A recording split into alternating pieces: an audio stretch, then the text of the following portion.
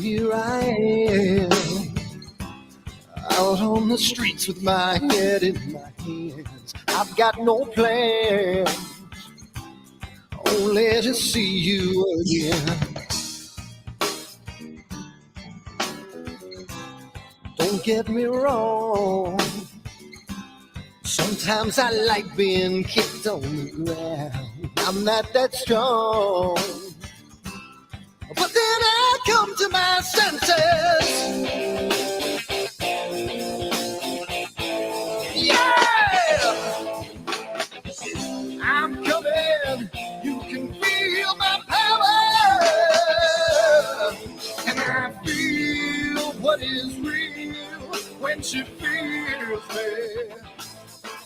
And I feel what is real when she feels me. And I feel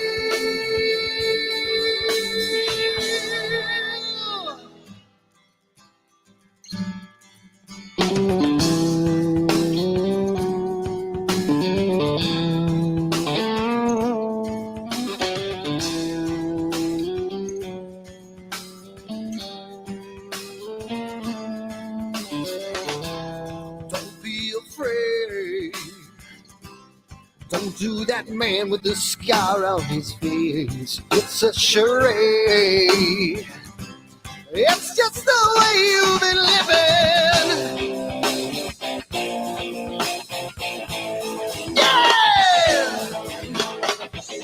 I'm coming. You can feel my power. And I feel what is real when she feels it. And I feel what is real when she feels me. Yeah.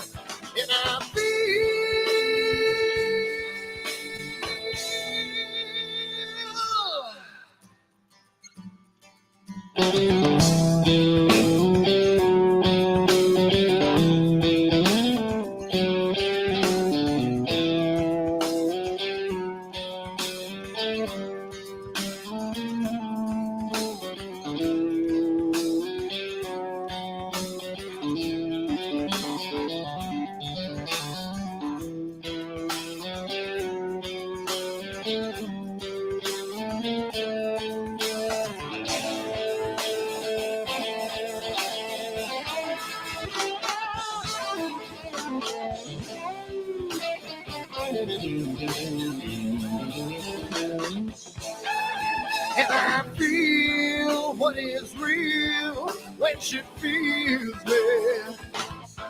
And I feel what is real when she feels me. Yeah.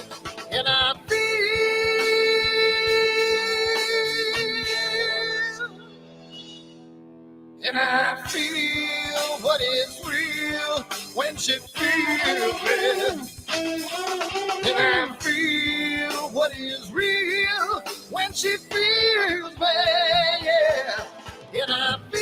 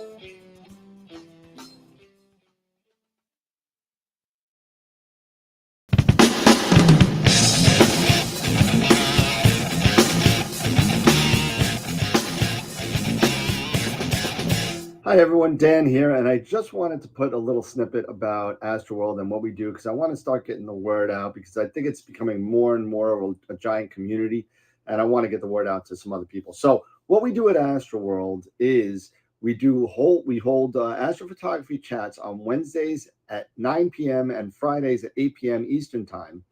And we just talk astrophotography. Wednesday's more of a techie kind of advanced intermediate, and Fridays is more of a newbie kind of thing.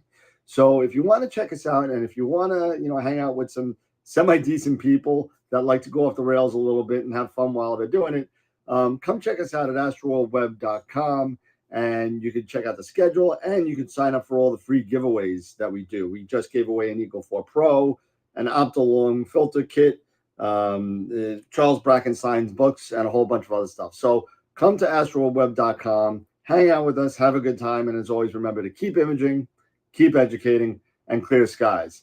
And I'll see you soon. Bye-bye.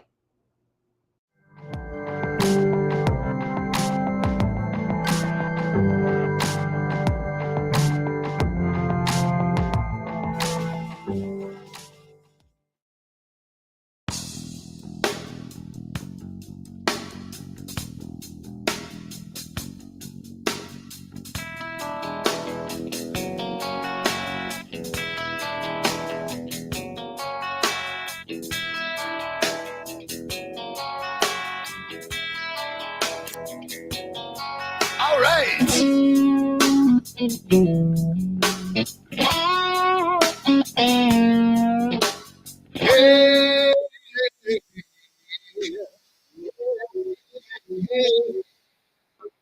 Where did my color go? Got your head in the sand. You can't be in control, using a powerful hand. I wanna be you, I wanna see you. Don't taste the kisses of hate. Don't try to tell me, don't try to sell me, don't try to say it's too late. You're gonna push me to the edge, back me in a corner, making me stand in your shoes. Push me to the edge, hide a little color, it's black and white and blue. Black and white and blue, yeah. All right.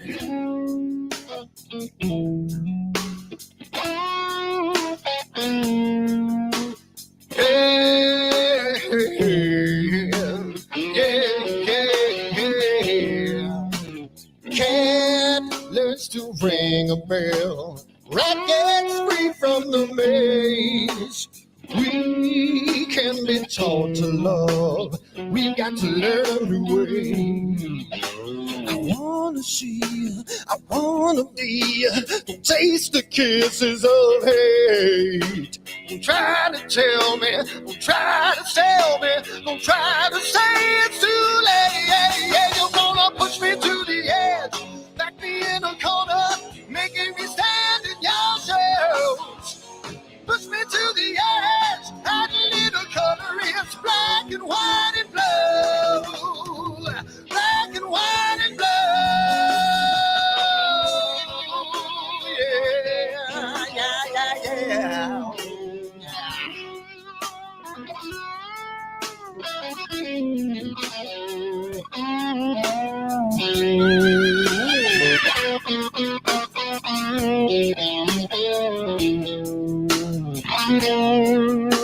I wanna be, I wanna see, don't taste the kisses of hate. Don't try to tell me, don't try to sell me, don't try to say it's too late, late. Push me to the edge, back me in a corner, making me stand in your shoes. Push me to the edge, hide a little color, it's black and white and blue. Yeah, black and white and blue. You're going black and white on the edge, back me in a corner, making me stand in your shoes. Push me to the edge, hide a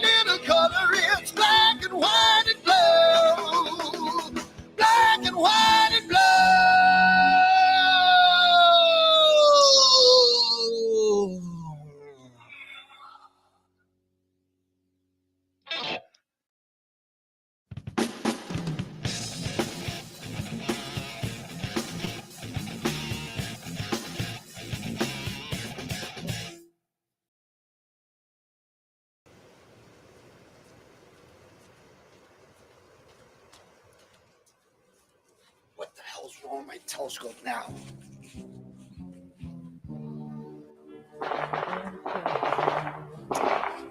Damn, what's wrong with this thing?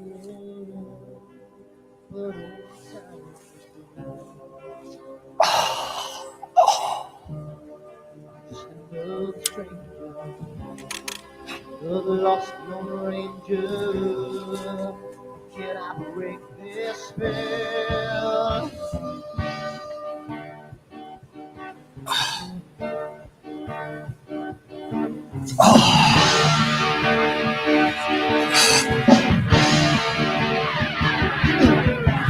Do one thing right, do I make you two things wrong? If I want that fine line, do I will always take the fall? If I just do the left, I can live from the right.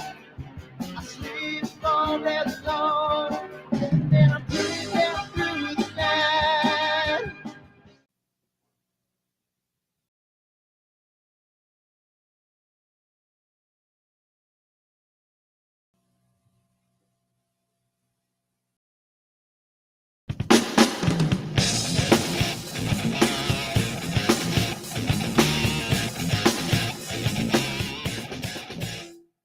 I've seen a lot of bankers, and I've seen a lot of cops. I've seen a lot of lawyers pull out all the stops. I've seen a lot of children with their parents in their hands. I've felt a lot of women refuse to understand. Well, I don't think I understand why we're making such a fuss. And I don't think I understand what's come of all of us. And I don't think I understand why we take this world for granted. I just want to get right back to Guitar Players Planet.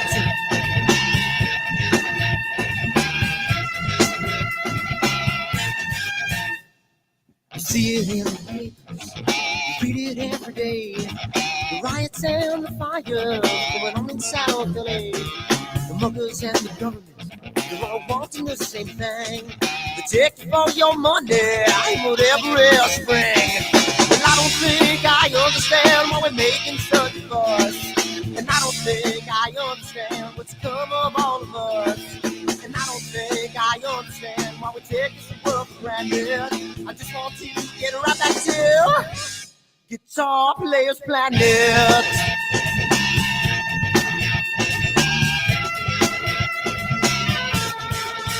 Take me.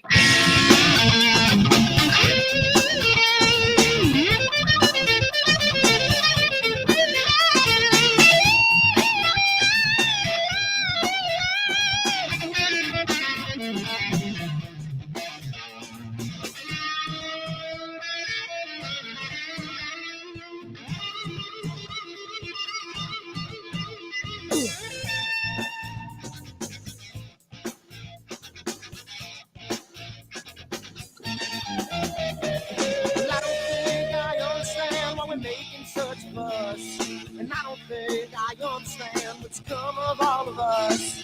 And I don't think I understand why we take this world for granted. I just want to get right back to Guitar Players Planet. Guitar Players Planet. Check 1, 2. Guitar Players Planet. Guitar Players Planet. Guitar Players Planet. Guitar Players Planet.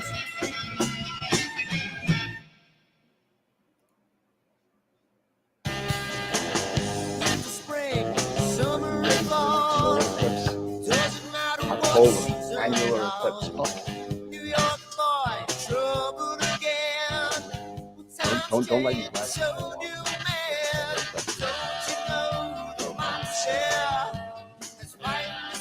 You ready for the solar eclipse?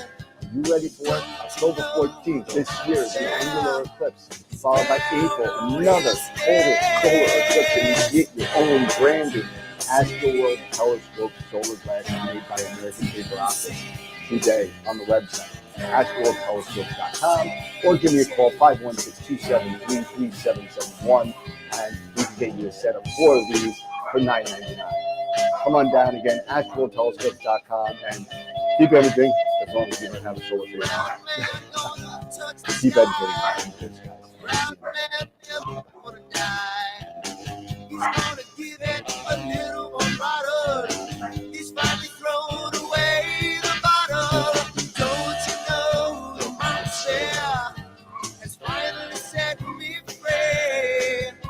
And don't you know the monster is down on his knees? Down to the sea. Down to the sea.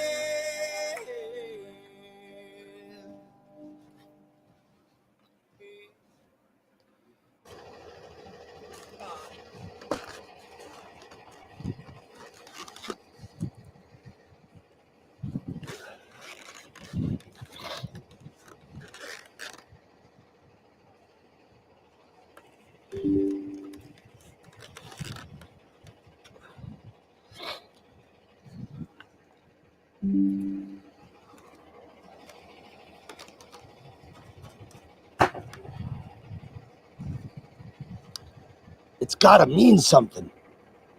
It's gotta.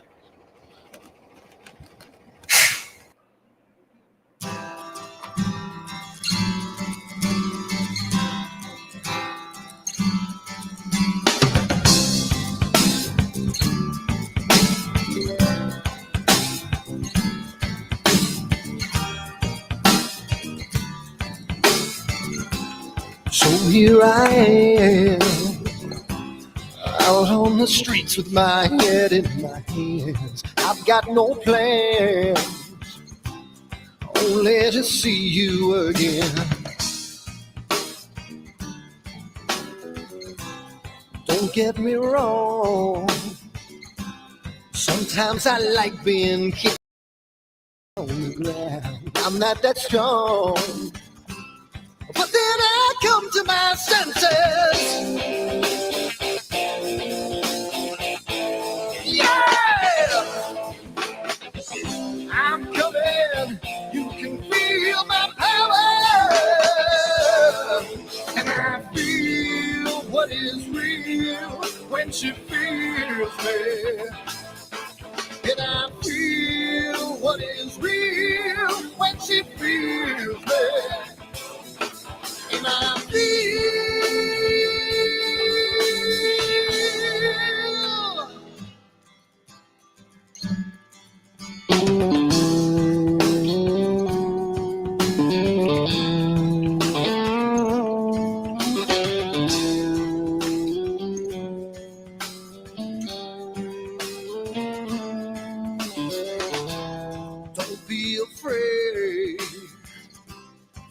to that man with the scar on his face. It's a charade.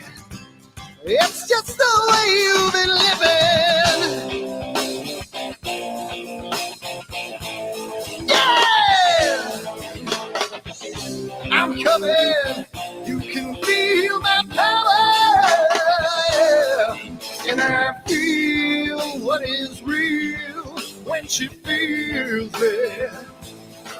And I feel what is real when she feels it. Yeah.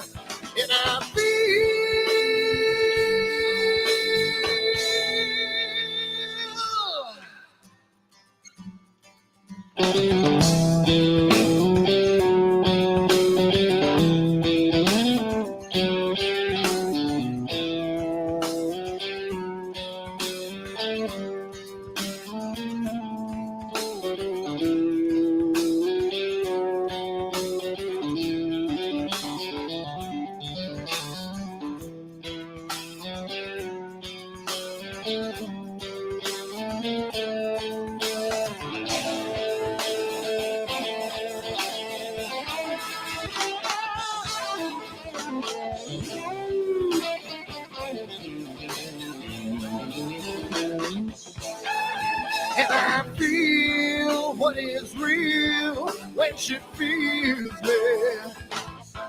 And I feel what is real when she feels me. Yeah.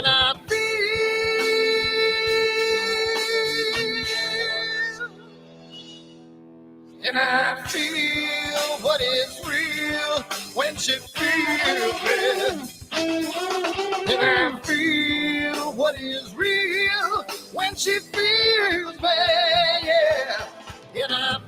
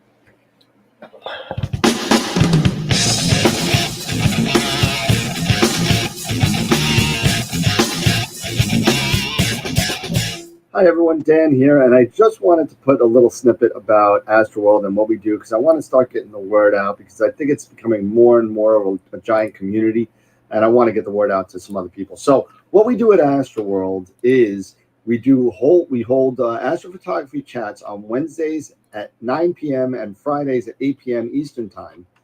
And we just talk astrophotography. Wednesday's more of a techie kind of advanced intermediate, and Fridays is more of a newbie kind of thing. So if you want to check us out, and if you want to, hang out with some semi-decent people that like to go off the rails a little bit and have fun while they're doing it, come check us out at AstroWorldWeb.com, and you can check out the schedule, and you can sign up for all the free giveaways that we do. We just gave away an Eagle 4 Pro, an Optilum filter kit, Charles Brackenstein's books, and a whole bunch of other stuff. So come to AstroWorldWeb.com, hang out with us, have a good time, and as always, remember to keep imaging, keep educating, and clear skies. And I'll see you soon. Bye-bye.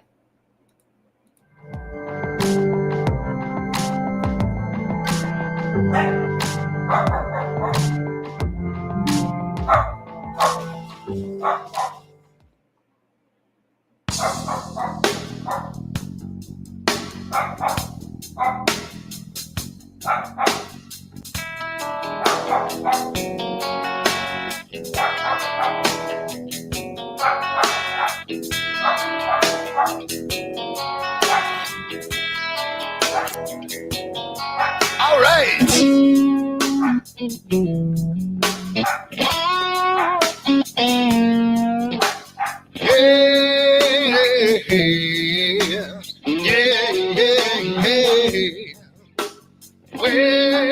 did my color go?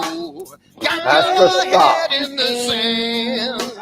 You can't be in control using a powerful hand. I wanna be you, I wanna see you. Don't taste the kisses of hate. Don't try to tell me, don't try to tell me, don't try to say it's too late. You're gonna push me to the edge, back me in a corner, making me stand in your shoes. Push me to the edge, hide a little color, it's black and white and blue. Black and white and blue, yeah. All right.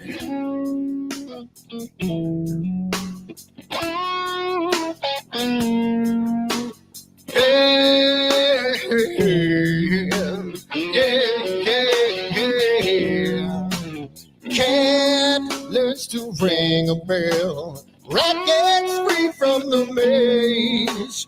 We can be taught to love. We've got to learn a new way. I wanna see you, I wanna be you. Don't taste the kisses of hate. Don't try to tell me, don't try to sell me, don't try to say it's too late. Yeah, you're gonna push me to the edge, back me in a corner, making me stand in your shadows. Push me to the edge, add a little color, it's black and white and blue. Black and white and blue, yeah.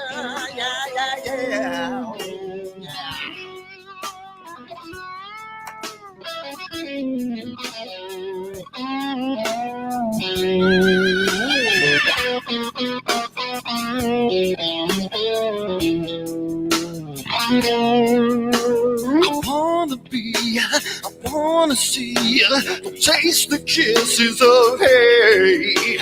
Don't try to tell me, don't try to sell me, don't try to say it's too late.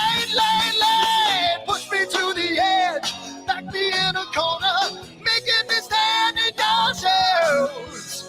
Push me to the edge, add a little color, it's black and white and blue.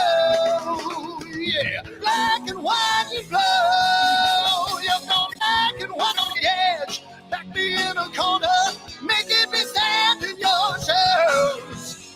Push me to the edge, add a little color, it's black and white and blue. Black and white and blue.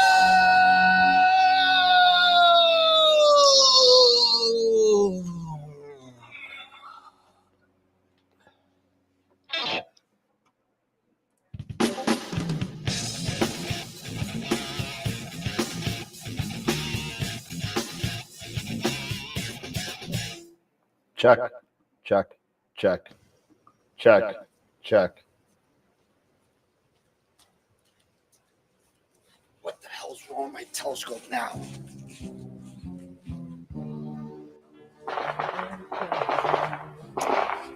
Damn, what's wrong with this thing?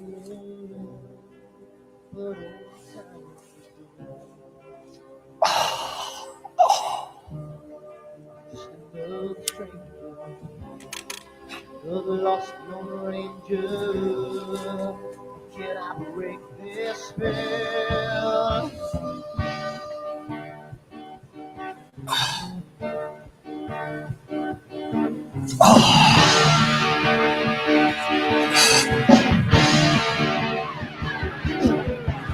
You want things right, I make you do things wrong. If I want to stand my line, I will always take the ball. If I just do the left, watch you leave from the right. I sleep all day long, and then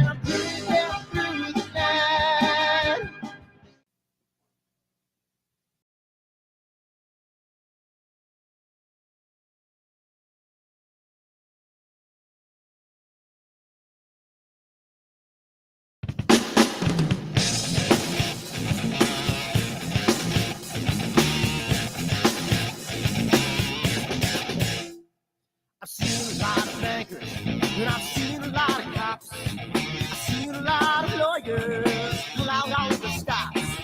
Seen a lot of children with their parents in their hands. I felt a lot of women refuse to understand. Well, I don't think I understand why we're making such a fuss. And I don't think I understand what's come of all of us. And I don't think I understand why we take this world for granted. I just want to get right back to Guitar Players Planet.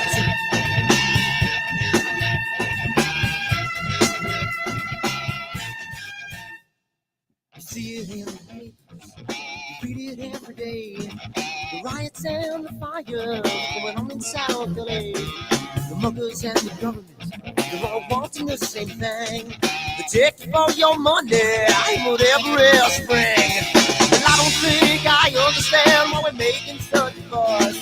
And I don't think I understand what's come of all of us. And I don't think I understand why we take this world for granted. I just want to get right back to Guitar Players Planet.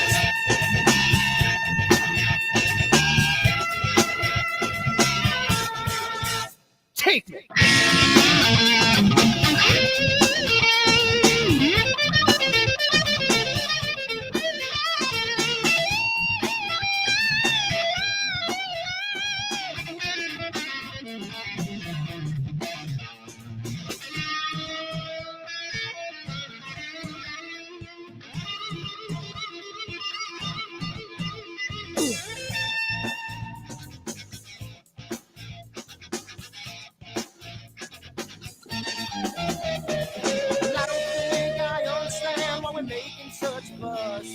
And I don't think I understand what's come of all of us. And I don't think I understand why we take this world for granted. I just want to get right back to Guitar Players Planet. Guitar Players.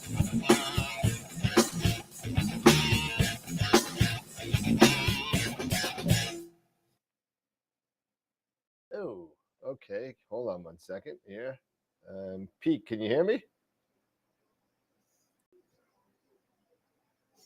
Peter, can you hear me? Yes? No?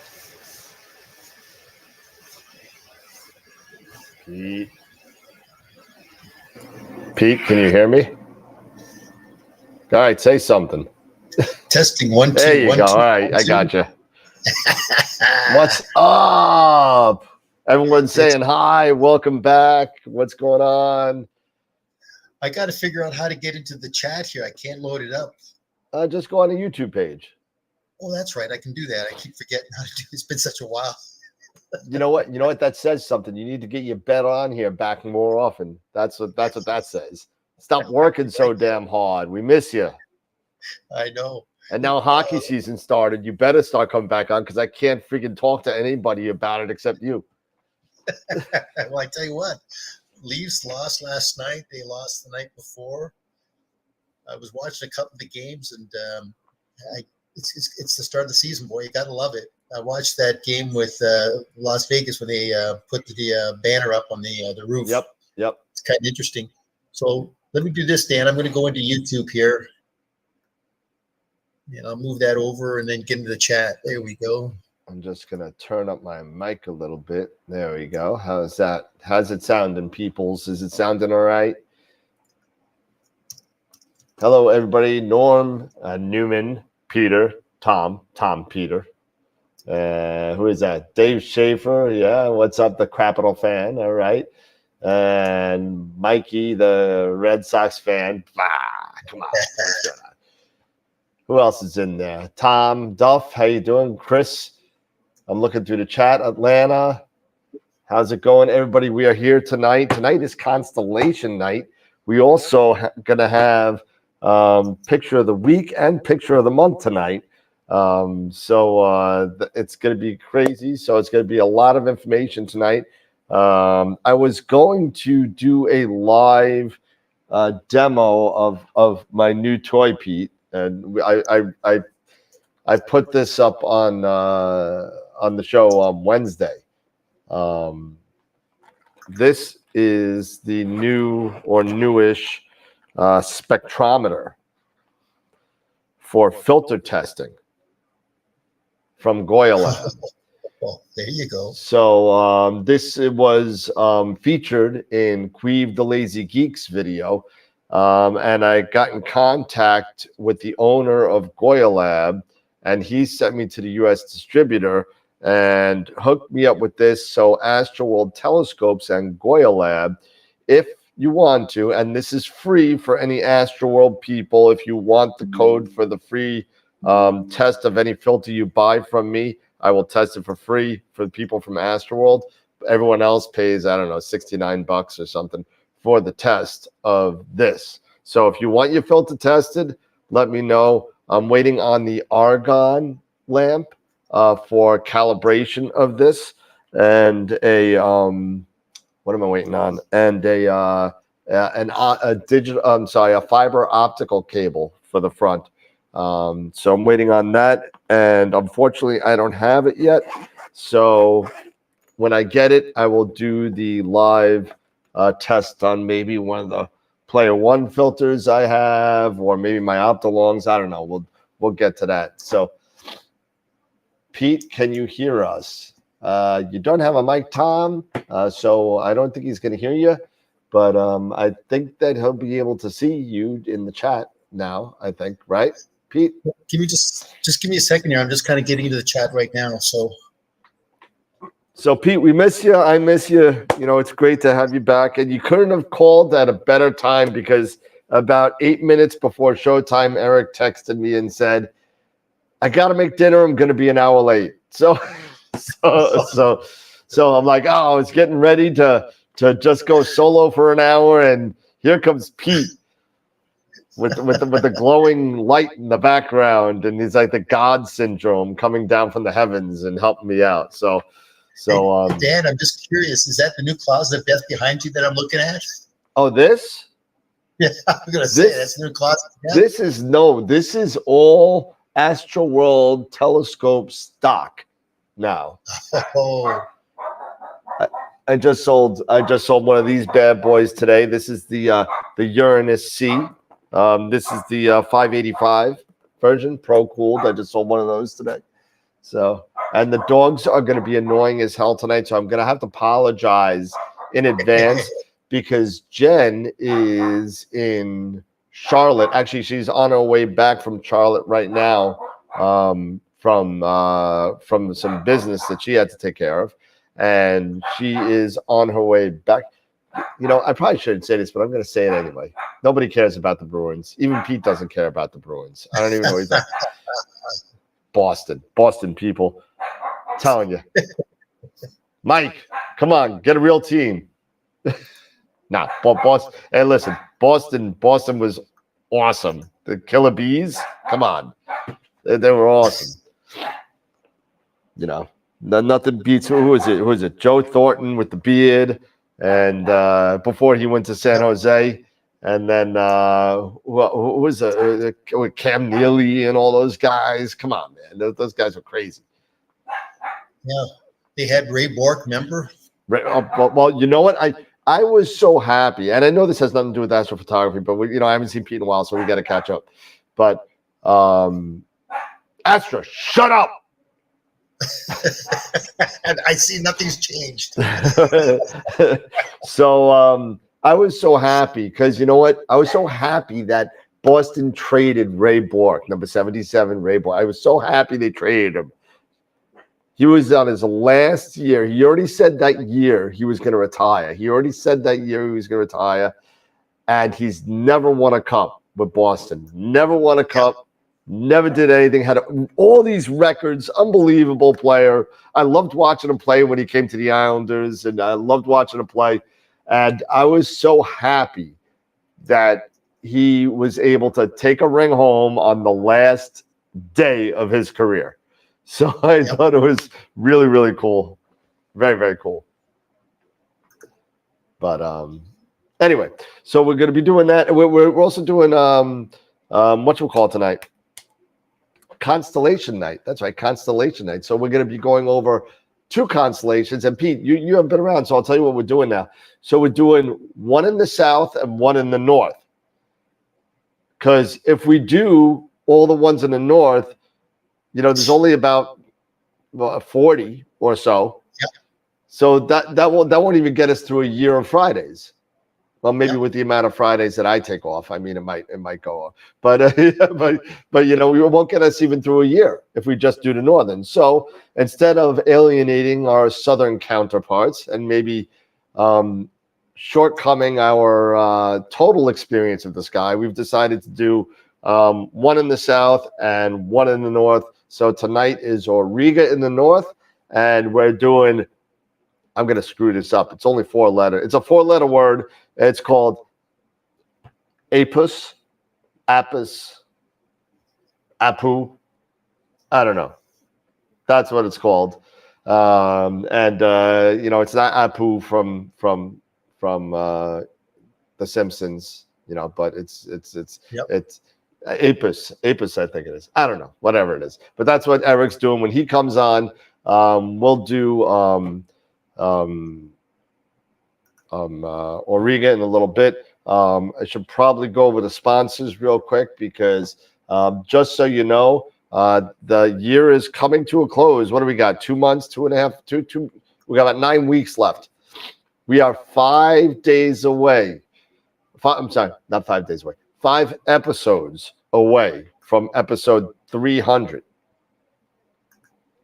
5 episodes away. So make sure you go to astroweb.com/E300. Upload your video on AstroWorld if you want to give us a shout out and throw less like a 1-minute video up there. Put it in the Google Drive, and we're gonna play it that night. We already got 2 or 3 in there. I'd like to get 10 or 12 in there. So feel free to send us a congratulations, and we'll put you on TV. There you go, or YouTube TV, whatever. Awesome. So we're gonna do that. So Pete, what else you been up to? Where you been? What's going on? How's Teledyne and all that?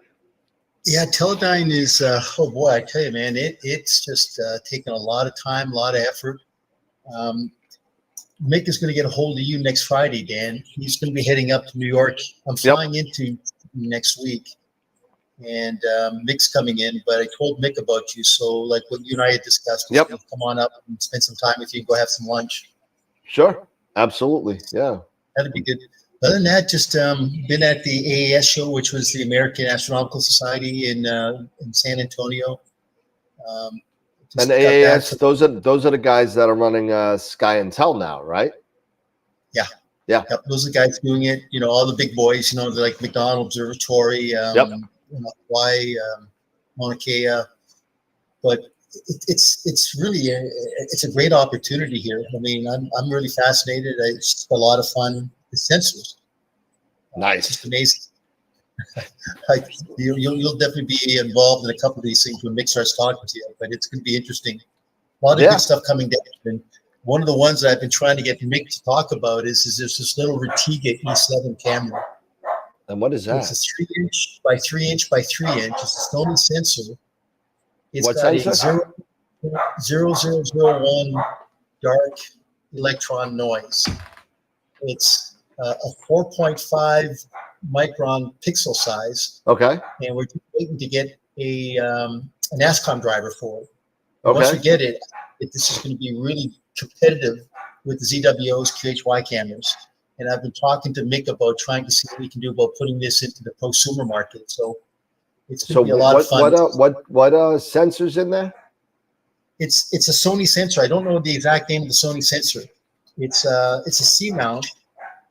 I don't know if you can kind of see what we got here. A little lower, a little lower. A little lower right here. Okay, looks like, I mean, for lack of, I mean, I could be wrong. It looks like an APS-C chip in there. Yep. It's so maybe it's like it's a Sony.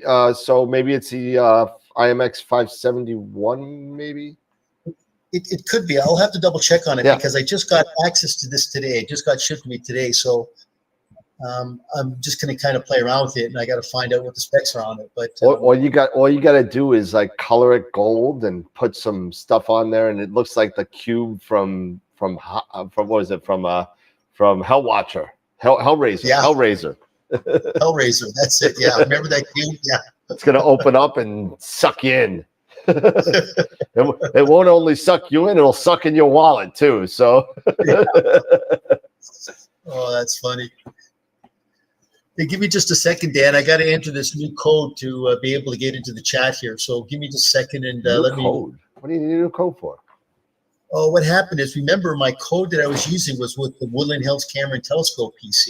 Now I'm on my own personal laptop. Oh, gotcha. So I got to get into Google here, and I got to kind of set it up. So bear with me just 1 second. All right. So today we got, again, like I said, we got Constellation night. We're going to be going, while Pete's doing that, why don't we just go over the sponsors real quick, and we'll take care of it from here. So let's do the sponsors, and here we go. All right, so sponsors. All right, so for those of you that are new to the show, I haven't seen any yet. There might be some in the chat, and I'm sorry to begin with. The chat in Facebook and Twitch is not working. So if you're watching us on Twitch and or Facebook, please come over to the YouTube channel if you have a question, because my chat links are not working yet. Since I'll tell you all of my debacles with the computer later, but we do have sponsors that give us stuff to give away, and for our 300th episode, I'm giving away a $250 gift certificate to Woodland Hills. So we're going to give away $250 gift certificate to Woodland Hills for our 300th episode. So come on down, check it out. So thank you to Woodland Hills. Followed by at a Red Giant level, Prima Luce Lab Camera Concepts and Optolong. I'm still waiting on Optolong filters. I don't know what happened with that, but I'm still waiting on Optolong. I got to talk to Jess again and find out what's the matter. Oh, Pepper, Jesus. Sorry, my dog wants to go out. I closed the door, the dogs bark. I opened the door, the dogs bark. Go out, Pepper. Go ahead, get out of here. Anyway, so I'm waiting on the filters. Once I hear about the filters, hopefully we'll have them for Christmas, I'm hoping. Friday night, it is Friday night, so we're giving away a free Masters of Pix Insight workshop tonight. Once a month, we also give away an IP4AP yearly subscription. So if you're not involved in any of these giveaways, go to AstroWorldWeb.com on the web, go under the raffles and sign up for everyone you want to be involved in. So sign up with your email, and then you'll be put on the wheel. And don't forget us, our new retail outlet, AstroWorld Telescopes. Feel free to get all your gear with us. We just picked up Celestron as a dealer. So getting bigger, getting broader. So it's going to be nice. And it looks like we might have another big gun on the wings. So hopefully that's going to work out too. We can't do this at all without people watching us, right? So thank you to our member sponsors on YouTube and on Patreon. Sean, Bob, and John on Patreon as our Off the Rails members, our Quasar members, Dr. Hassan and Chris, Black Hole members, Charity Dave, George, Dan, Mike, and Tom, followed by our Red Giant members, Main Sequence members. All you guys are awesome. Thank you so much. White Dwarf members, Protostar members. Coming soon, when APP 2.0 comes out, Mabula said that he would be on to hang out with us. So that's going to be great for having him here to give us a rundown on what's new in APP 2.0. So that's going to be really cool. So November 15th, 2023 is going to be episode 300. Episode 300 is coming on November 15th. Feel free to go put your thanks or whatever 30-second video you want to throw up there. Thank you for everybody in the support. 300 episodes is huge, and it just comes right behind Astropalooza 2. So Astropalooza 2, and there's another slide coming up on that. So don't forget, submit your 1 minute or less testimonial regarding AstroWorld at www.astroworldweb.com/E300. So you can put it on there, hit the button, submit your file, and you upload it right to the Google Drive, just like your picture of the week. And don't forget, let's get that off there so you can see what's going on. What is this? Get out of here. Astropalooza 2 is coming on December 9th, and it's not 12, it's 2 Eastern. I got to change that. It's 2 p.m. Eastern start, 11 a.m. Pacific. So that's when we're starting. It's going to be great. It's going to be fun. I'm still building up some more guests. Right now, our guests to attend so far, Trevor Jones, Dylan O'Donnell, Sean Nielsen, Stacey Downton, Masters of Picks Insight, Tom Bramwell.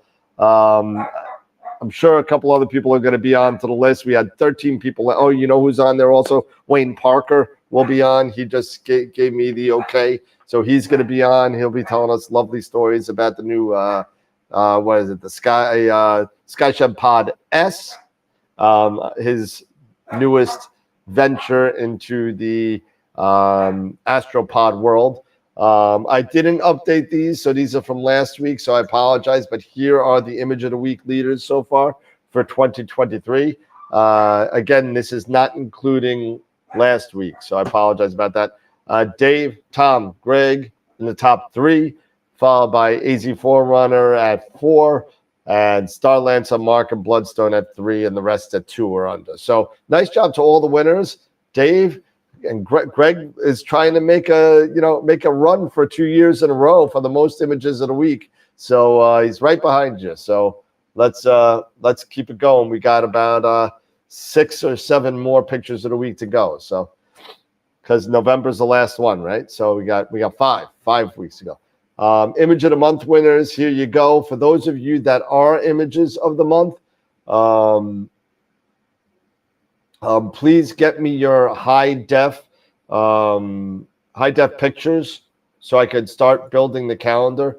I already got Tom Peters from February, so I'll get in touch with Bloodstone. Abby, if you're on, Starlancer, I know you're on somewhere. Josh, Chris, Greg, and Mark, please get me your high def pictures in a month. If you want to know what the resolution should be, I did put it on the chat last week. I can put it on again, but please get it to me so we can get the calendar up and running, and so that we could have a January release. So September is no longer going to be a question mark at 9:30 tonight. Go and vote. Go and vote for your picture of the month and the picture of the week, because you got 1 hour and 8 minutes. And don't forget to check us out on all the other social media platforms. Join us on YouTube. Join us on Discord, Twitter, Facebook, Instagram, and X, I guess it is now. So X is now the word. So it's not the bird is not the word. Apparently X is where it marks the spot. So that being said, we're going to go back, and we got Pete back up, and we are here tonight to chill out with Pete Myers again. Awesome. So, hey, I tell you, I was just looking at some of those images. Boy, I tell you what, our group are amazing. I mean, kudos to everybody, man. Those are fantastic images. Yep, and they're really cool. And if you want to go and pre-order your calendars, we sold 35. I looked up 35 last month. Last year. I'm hoping to sell 50 this year. So please help us out with financing NEEF and all the prizes that we give. So and don't forget the winner. I don't know if you know this, Pete. The winner of the picture of the year, Sean Nielsen. I gotta say thank you to Sean. Has donated a L Quad from Optolong for the winner, and AstroWorld will also be giving a plaque with their picture on it, engraved with picture of the year on it for pick of the year. So it's gonna be kind of cool. So was that Sean's image that I saw there, Able85? Able85. No, that wasn't Sean. I don't know who that was. That's a cool image right there. That's really a cool image. Let me see if I can find it real quick again. I'll go back to the I forget which picture of the month it was. Let me see, sponsors. And picture of the month. So that Able85 was Tom Peters. Oh, it was Tom. All right, that was a collaboration. It was. So Okay. it was a collaboration. Tom Peter actually took the data and Sean okay. Nielsen processed it. Yeah, that's a great image. Really, that's a cool image, Tom. But as I said, kudos to everybody, because boy, I tell you what, these calendars are looking spectacular. Oh yeah, Pictures are going to be. Last year was a great calendar. We haven't seen Panagiotis Gallinopoulos, No. the winner of Picture of the Year for last year. Haven't seen him around, so maybe he's waiting in the wings for the last one. He's going to come sweeping in November to become Picture of the Month of November. It's interesting is I got online to check out for NEAF for next year. It's up already. It's already up, and one of the guest speakers is, remember Apollo 13, where he said failure is not an option. He's going to be one of the guest speakers, so that's going to be a great. Wasn't that the guy who Ed Harris played? Yeah. Yep. Yeah, it's going to be him. I think he's going to be the primary speaker. But you talk about failure is not an option. Just the lexicon of having that into our vernacular now is kind of interesting. Yep. And the vendor registration goes live on November 1st. Yeah. Mm-hmm. And the buy your tickets at NEAF. Don't forget to buy your tickets. They open up. Oh, I should do T-shirts for Astropalooza. I should do that. I'll do that, Karin. I'll put it together. I'll put up my my tour T-shirt that I put up, and I'll put the new list of people on there. So I'm just waiting to get some finality on who's going to be on it or not. So once I get the final guest list, then we'll be good to go. But yeah, great idea, Karin. I totally forgot about that. I'm losing my mind here. So I will definitely let that happen. But yeah, that is cool. That I forgot the name, but yeah, that the guy from Apollo 13 is going to be a cool person. Yeah. Unfortunately, I won't take I can't go to it because I'll be at a table. But I'm sure they're going to be I could catch it on YouTube later on. It's going to be cool. And NEAC is all set. So the vendors, again, open up on November 1st. And if you want to buy your tickets for NEAF, they start going on sale January 2nd. And that date will be on the calendar. So buy your NEAF tickets on January, and buy your calendar to get a reminder on when to buy those NEAF tickets. So actually, the calendar will probably be out after the NEAF tickets are already sold. So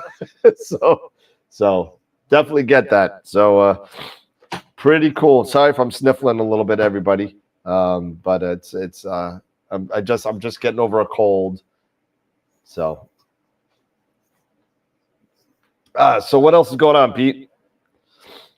Well, I'm trying to get into the chat here, but it tells me that I got to create a channel to join the chat. No, you go to AstroWorld TV. I know. You don't have to create a channel. I know. I don't understand what it says here because just go to youtube.com. Right? And in the search bar on YouTube, search for AstroWorld TV. Yep. And then you'll see the live link for the live show that we're doing right now. You'll probably see two pictures. Okay, so click on that, and then you'll get the chat on the right side. Yep, I got the chat on the right side here, and then when I want to go ahead and just add something, it says I got to create a channel to join the chat. I don't know. I don't know. Too complicated for me. Well, I had a big computer issue, so that's why we couldn't hear ourselves in the green room, because for somehow, some way, my OS drive changed to the E drive, and my E drive turned to the C drive. So it would get up to a certain point with Windows and then crash. And then I would click on the taskbar, and there'd be no taskbar. Windows kept on telling me there was a critical error. log out. So I log out and log back in. It did the same thing. So I had to reload Windows on my C drive and reformat the whole thing. So things were a little bit different because I didn't back out certain things. Thank you, Matt, for putting that up there. Yeah, so NEAC is the 18th and 19th, which is the Thursday, Friday. And NEAF is not like normal, the Saturday, Sunday, right after. So 4 days of craziness. Yeah. You coming this year, Pete? Yeah, I'm going to be there. I'm trying to see if Teledyne will go there as well, as because Teledyne's out of Trenton. And I said, you know what, we got to definitely be there and be an exhibitor. So I'm trying to see what they might be interested in, to see if maybe we get one of our engineers to be a speaker, talking about the sensors, talking about the new material that's going into these sensors. So Paul Butchick Propped Nut.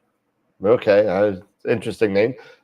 So NEAF is in upstate New York. It's in a place called Suffern, New York. It's held at the Rockland County Community College in Suffern, New York. And coincidentally, in Suffern, New York, also, for those of you that do visual astronomy, Teleview is located right there.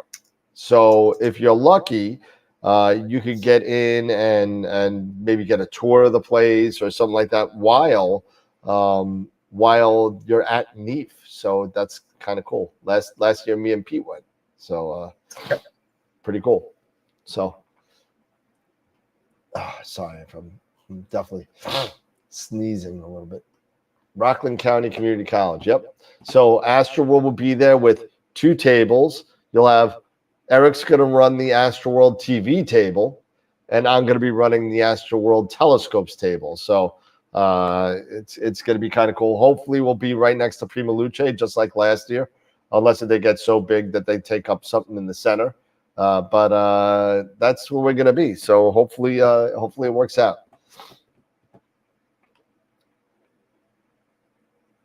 All right. So why don't we get right into it? Well, it's 8:30. So why don't we get right into it? And I'll do my little presentation on Auriga. Auriga is the charioteer, and that's the constellation in the north that we're going to do tonight. Hopefully, by the time I'm done and we're sitting there yapping a little bit, Eric will be here to do a poo-poo. And we'll get that. And then guys, don't forget to vote for Picture of the Month and Picture of the Week. We're doing both tonight. So go on. You got 58 minutes left in order to get your vote in. So get your vote in, and it's going to be cool. It's going to be great. I can't wait. We got some really cool images for Image of the Month this month. So I'm real excited about that. So let me boot this guy up a little bit, and we could excuse me, I apologize again. I'm going to be sniffing like crazy. Design slideshow, and from beginning, there we go. And let me minimize this guy so I could minimize this guy. And here we go. Quick play. All right, here we go. And we'll get this off. And why is that on there? Go away. Beautiful. Awesome. Okay. So today we have, where's my other screen? Where's my presenter screen? There it is. Today we have Auriga, the charioteer. So Auriga, and you know what? I knew what I thought a charioteer was. I thought it was too easy. I thought it'd be something different. So that being, what the hell? All right.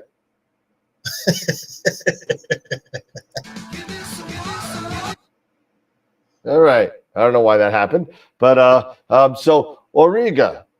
All right. Well, that's what a charioteer does, right? He drives a chariot. And for those of you that know what picture I got going on here, that is one of my favorite all-time biblical stories. Charlton Heston and Ben-Hur, one of the best movies ever. So if you haven't seen it, go see it. It's great. So Auriga history, right? So like I said, it's Latin for the charioteer, the one who drives the chariot, right? It is, forgot to get that out. It's not a zodiac constellation. That's a lie. Forget that. It's associated. I'm gonna mess up the names a little bit. It's associated with quite a lot of different characters in mythology, all the way back to the Mesopotamians, all the way straight through to the Romans. But it's associated with Erichthonius, I guess that's the name, and Myrtilus. I read through both of the histories of both, and I thought that Myrtilus was kind of a really, really kind of interesting story. So that's what I'm going to talk about today. So Hippodamia, and apparently this is a really good-looking daughter of King Onomanus of Pisa. Okay, so Hippodamia was a really, really gorgeous woman, but with a name like Short Hippo, I don't know. Doesn't seem like that's really a good name for anybody. But she was the daughter of Onomanus. I'm going to butcher that, so I apologize for you Greeks that are out there that I'm totally butchering your language. But he was from Pisa, right? And he was fearful of a prophecy. Right? There was a prophecy out there. He went to an oracle and a prophecy that claimed, and I'm going to close this door because, damn it, Astro won't shut up again. Claimed he was going to be killed, right, by his son-in-law. Go figure that out. That's pretty crazy, right? But the Greeks were kind of all about that family killing family, so it kind of makes sense.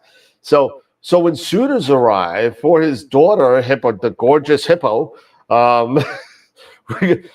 they told them that, the king said, you could only marry my daughter if you defeated me in a chariot race. And if they lost the chariot race, they would be killed.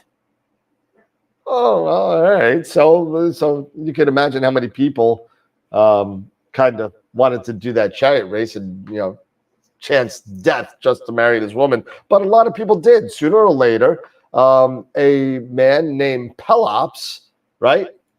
Well, we know what happened to people, in the chariot races. They end up like this guy. So Pelops said, all right, I'm going to come in. I love this lady. I love the hippo. I love the hungry hippo.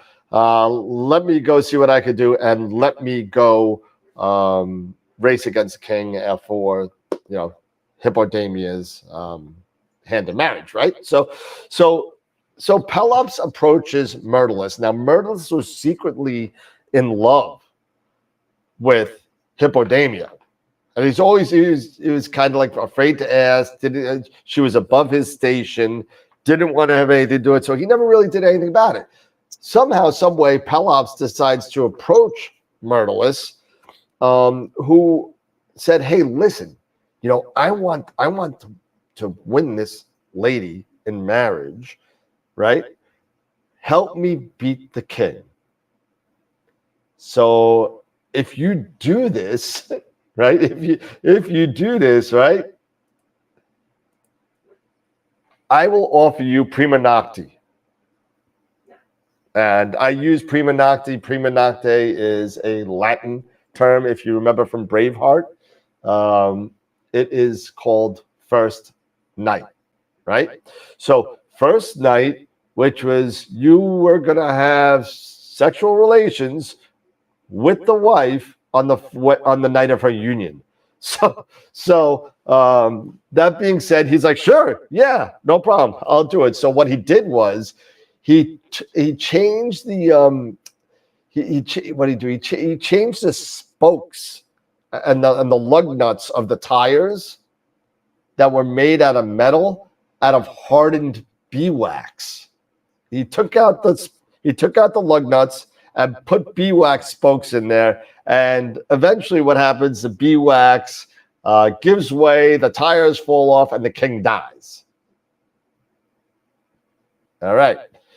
So the king dies, and after the accident, the king, and I'm not going to say his name again because I'm going to butcher it, the king curses Myrtilus as he died, right? So Myrtilus is like, that's okay. I'm going to go sleep with the queen. And he goes and tries to seduce Hippodamia, who said, no, I'm not doing it. I don't like you. And goes running to Pelops, the new husband. So Pelops said, nope, that's wrong. That's not what's happened. And Myrtilus keeps on saying, that was a bargain. You're a liar on your word. And Pelops didn't care. He's the king now. So he kills Myrtilus, casting him into the sea off the east coast of Peloponnese, which was later named the Myrtoan Sea in honor of Myrtilus. Don't know why. His body was later recovered and brought into the temple of Hermes, where it was honored with annual sacrifices. And some say that Myrtilus was then transformed in the constellation of Auriga. However, as Myrtilus was dying, while Pelops is just totally destroying this body, he decides to curse Pelops. And this curse would haunt future generations of Pelops' family. And Pelops' family included such mythological heroes as Atreus, Agamemnon, and Menelaus, and Orestes. All these people that were cursed and had problems and they got killed and whatever, they were all thought to have died because of this curse that Myrtilus put on the Pelops' family. Also, the burial place of Myrtilus was a Taraxippus, Taraxippus in Olympia. And what a Taraxippus is, right? This is a ghost town. This is what they call it. It's identified as a ghost or dangerous site blamed for frightening horses all throughout Greece. So amazing that all of a sudden this guy that was cursed and curses everybody now has a ghost town. So I thought that was actually kind of cool. And sorry I didn't fast forward all this, but there you go. Okay, whoops, sorry. My apologies. All right, so here's some more Auriga facts. That's all there is about the history. So I hope my history was a little better than last time. I had actually some time to do some research. So there we go. So brightest star. Well, pretty easy, right? Right there. Bam. Capella. Bright star, right? There we go. Capella. 3 Messier objects, M36, 37, 38. It has multiple exoplanet systems, over 20. 2 meteor showers, the Aurigans in September, and then the Zeta Aurigans in December. Now, for whatever reason, the Zeta Aurigans are not as prominent as the Aurigans in September, but the Zeta Aurigans, they last through the entire month. It goes from December 11th to like January 12th. And you just go there. I don't know who's going to watch for a meteor shower all month, but you could actually catch some across the month. So Auriga's picture number 1, and I'm going to minimize this so I can see the chat a little bit. Auriga picture number 1 is the flaming star, right? IC405. IC405 is the flaming star. And if you're really cool, you can get this and the next object. If you have a wider field of view, like a 400 millimeter or maybe a Red Cat, you'll be able to get both of these in the same field of view, depending on your chip, of course. But start with like a 400 or a 350 millimeter Red Cat. But IC405 is called the flaming star. It's an emission and a reflection nebula. So it's being reflected. The blue is being reflected from this star here. And all the emission is right here. Nice red. Makes that nice little wisp. To me, it looks like a quarter note if you're a musician. There you go. There's a quarter note. And yeah. Well, I was just going to say, it's just a short note on that star you just mentioned. That's A.E. Aurigae. A.E. They say that that's part of the OB association that came out of Orion. So it's a moving star, and they basically have thought that it's come from the Orion Nebula. I did not know that. Huh.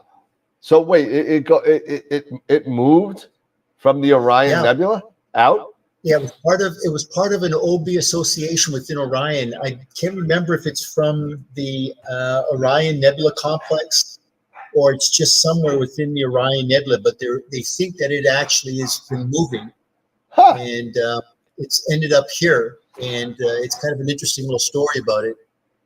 I'm gonna have to look that up because I did not know that. That's pretty cool. This photo was taken by Priya on AstroBin with a 72 millimeter scope, very small scope, with an ASI 533 and only 4 hours worth of data. So pretty cool pic. So number 2, there's the other part, right? The tadpoles, IC410, I think, right? Yep, IC410 and NGC 1893 is in here. So a lot of people overlook this little part of the image here. So right in the center of the nebula right here is this little grouping of stars right here. And that's NGC 1893. It's an open cluster behind the nebula that's shining through. So it's pretty cool. So you get 2 for 1 here. Then of course you got the tadpoles here and here, right? Nice little SHO picture here. Again, emission and reflection nebula. Again, this is 12,400 light years away. 12,400 light years away. Gunshots. Where are the gunshots? Oh, it's fireworks. I just got a warning on my thing that said there's gunshots going on. No, it's just fireworks. Photo taken by Robert Browning with an ES-152 and a 294. 10 hours worth of data. And then we got the 3 Messier objects. Number 3, number 4, number 5. Right? So you got 36, 37, 38. Here's 36. Here's 37, and here's 38. I love 38. I want to take this because I love this nebulosity all around it. This is actually 38 here, this open cluster. But they're all open clusters in there. 36, 37, 38, open cluster. Looks like I didn't. Oh, well, I apologize. These pictures, obviously, this had nothing to do with it. Photos were taken by Claudio Tenario up here, Steven USA, and Stefano Pesci over here. I thought these were really cool. This picture here, if I can bring it up, give me a second if I could bring it up. And where is my... of course, I think did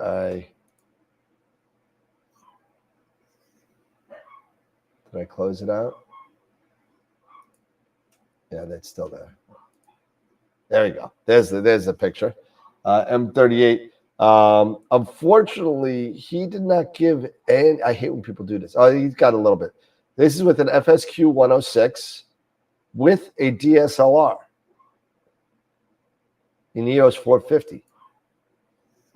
28,500 total integration, 2 hours. I don't know where he was. I'll say somewhere in Italy if I had to guess with the name, you know. But look at all the nebulosity in here. I thought he did a really good job here. Nice reflection nebula at the top up here. I really thought this was a nicely framed picture. It's actually got 2 open clusters in here. Pretty cool. I thought this was a cool pic. You forgot to add one more target. Just to the left of Elnath is Sirius 147. Ah, you're right. I did. Yep. And I can pull that up real quick. And that's because that's one of your favorites. Yeah, that one you're going to definitely need to get like a 71, a Red Cat 71. It's just something like a 300 millimeter because it's such a big target. Very, very dim. Yeah, actually, that's a picture that Craig Starks won Picture of the Week for that. Yep. And that's the spaghetti, right? If I remember right. Yep. And spaghetti bowl. There you go. There's the spaghetti nebula. There it is. So I Yeah, did forget that. I do. Yeah, you're right. And this was done.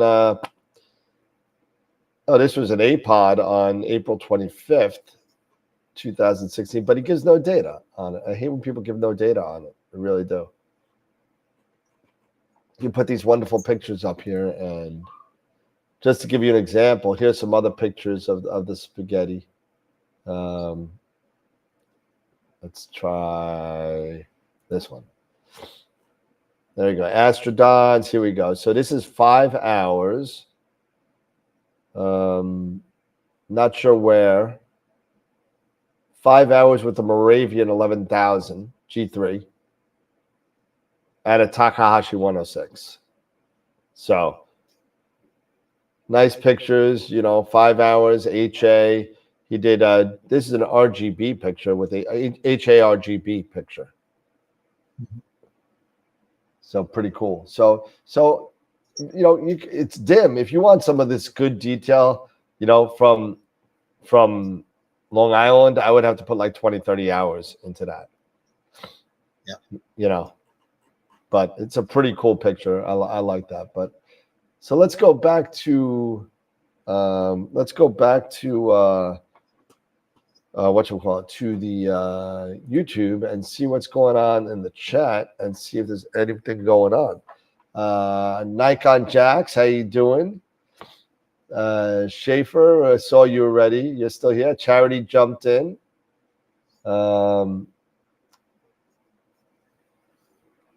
Yeah, sometimes the chat and the depending on what tablet you're using, sometimes it's a little different. But you guys heard the Eddie Money. Yeah, so that Eddie Money, that I didn't think anybody heard it. It didn't work on my last one. So the Eddie Money music was for my last week's presentation, and I had Aquarius. So I played the song "Give Me Some Water" by Eddie Money, and nobody knew about it. I think one person knew about it. One person said Eddie Money, and it just turns out that, and I said this last week, Eddie Money just happens to be the cousin or uncle of my cousin's wife. And at the wedding, Eddie Money was actually there and did a couple of songs at the wedding. It was pretty cool. But so we got a little Eddie Money concert for free. Not bad. So what else is going on, Pete? What else? Oh, sorry. There we go. We're back. Oh, that was a good presentation, though, Dan. Because I mean, those are really some really nice targets, for fall and into early winter. It's kind of interesting. Is where I'm at right here in Placerville. At about 4 a.m, Capella is right at the zenith, and it's right overhead. But it's just a beautiful, beautiful target. There's just all kinds of nice stuff in there. Yeah, so I'm gonna mute myself every once in a while, when I'm not talking, so you don't have to hear the dog barking the whole time. So, so I'm just thinking, Dan, did you ever get rid of the Claws of Death? Do you still have that there, or you just kind of rearranged it? Oh no, the Claws of Death is still there. I mean, it has not moved. It's still there. There it is. Oh, there it is. Yeah. There it is. But it's time to start kind of auctioning some stuff off over there. Well, you know what's going. This is going. If I can find it, what did I do with it? I moved it. Did I hide it back here? Yeah, I did. This is going. And whoever wants this, make me an offer. If anybody wants it, this is going.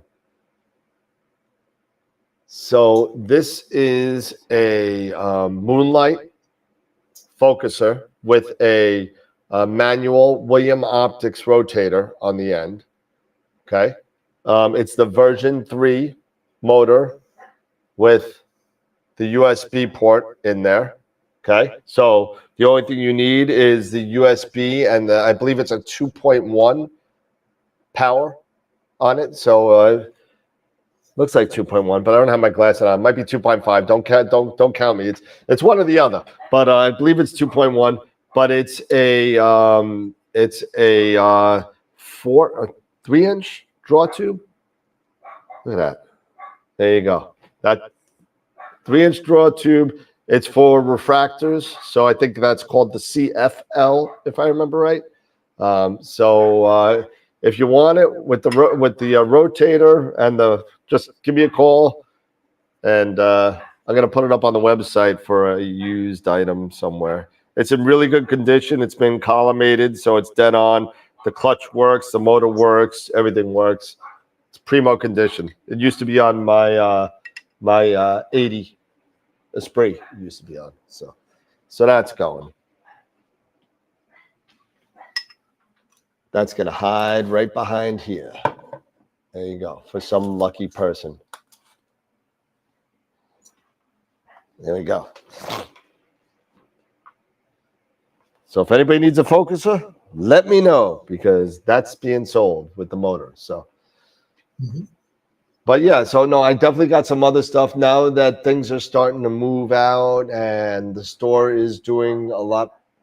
More people are coming on. Literally, I'm having 30 to 50 people on the website per day looking at the website, and which is really nice. We've had over what we have almost 20,000 visitors since it's been up.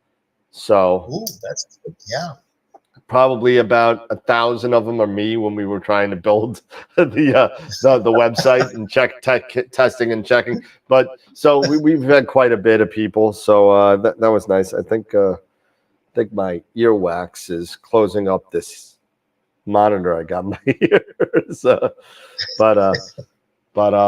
It's really cool. So thank you everybody who's been promoting the show and promoting the store and promoting the business. It's getting really cool. But you know what? To somebody's point the other day, every once in a while I'm going to throw up the green screen just so I don't turn this into a 2-hour commercial. And I'm going to try and keep it very separate, because that's one of the things that I've thrived on, and I thought that this channel was great for the information. And I don't want to be like what Metallica did in the 90s and sell out. But that being said, we're just having a good time, and we're looking forward to NEAF, and we're looking forward to Astropalooza on December 9th. That is going to be wild. Yeah. Have you reached out to Charlie, Dan, to see if Charlie wants to be on? I did. And I haven't received. I know he's been doing some traveling, so I'm going to send him another email this week. Him and Dr. Sass. I'm going to send them both an email. Yep. And maybe Don wants to come on again. Don Goldman. Maybe Don. You know what? I had a chance to talk to Don a couple of nights ago, and I know that Don would definitely like to come back on. So maybe I'll reach out to him and get him in touch with you to be on Astropalooza. Yeah, I'll send him an email. I got his email. Okay, yeah, definitely do that, because I think he'd be interested in doing it. Yep. Yeah. We kind of want to get manufacturers. What do you mean? Well, like people who actually build the equipment, like Jeff Dickerman. Yeah. Maybe reach out to Jeff. Jeff is more than welcome to come on. Absolutely. Yeah. He was a lot of fun. Yeah. I'm going to try, maybe what I'll try to do is I'll try to reach out to a couple of these engineers at Teledyne and have them come on and talk about some of the new material that's being made for sensors. Yeah. Especially in near infrared and the shortwave infrared. It's kind of an interesting new development, and then have maybe some of them talk about the new what's the new telescope, the Roman telescope that's going up as as a replacement for the James Webb telescope in the next 10 years. Nice. Yeah, they'll be coming up and talking about some new technology on wafers and sensor arrays. That'd be cool. Yeah, that'd be great. Nikon jacks.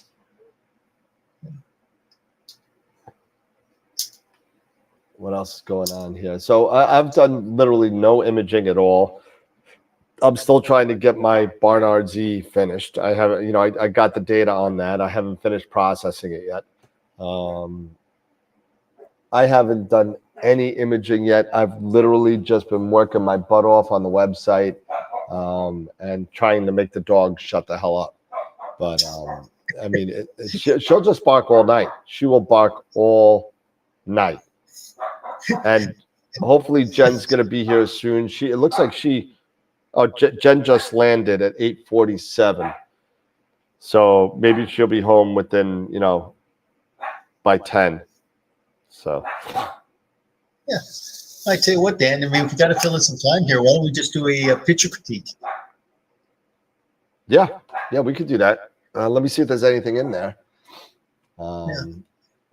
I was going to say, with the amount of barking your dog does, I'm surprised that it doesn't lose its voice. Oh, I wish that would happen. This dog is just too much. If one of us aren't home, she just flips the F out. And it's just like this all the time. Charity, you're leaving already? Why? Why are you leaving this early? That's not like you. Let's see, Astropod submissions. And let's see, do we have any more videos in there? No, there's still only 2 videos in the 300 episode. There's only 2 in there. Critique my Astro image. Here we go. Oh, we got a couple. We got a couple in there. Now, I'll tell you this. For those of you guys that are sending in to critique,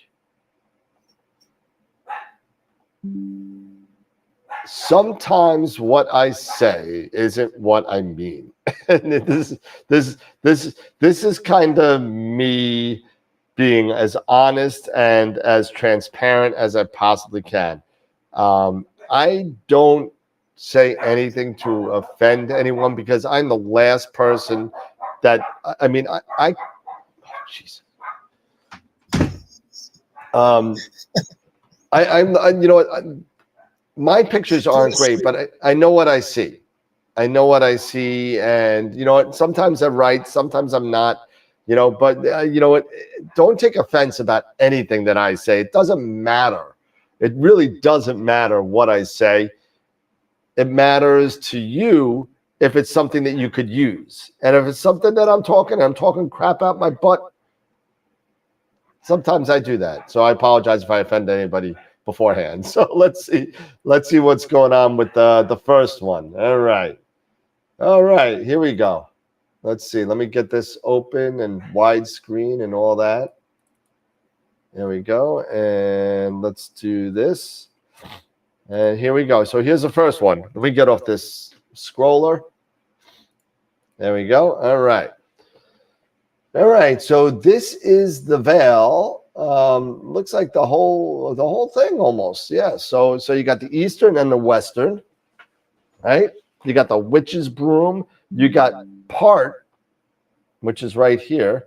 You got part of, at least the V part of Pickering's triangle, right? This is, I believe, 6960, right? That's the witch's broom, Harry Potter. And this is, I call this one the flying bat. I'm sorry, it looks like a bat to me with its fangs out. Yeah, that's his head. There's his wing. There's the other wing. It looks like a bat to me.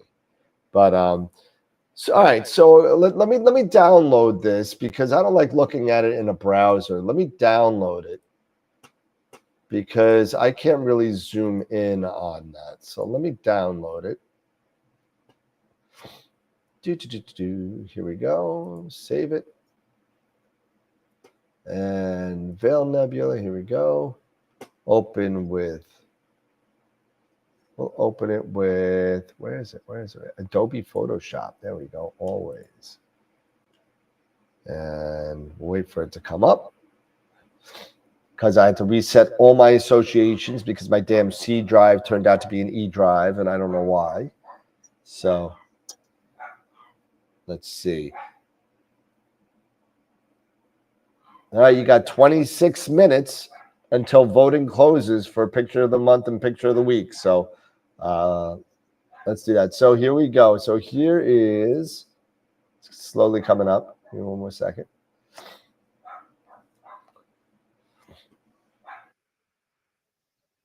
Come on.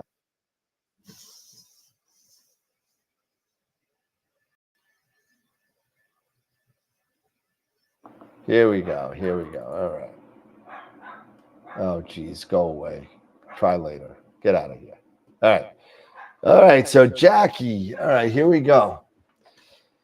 All right. Some really give us some stats because I know Jackie is Nikon Jacks in the chat. So let's get some stats here on what we're using, how many minutes, how long of integration time, what filter did you use? I believe this is probably the NBZ maybe.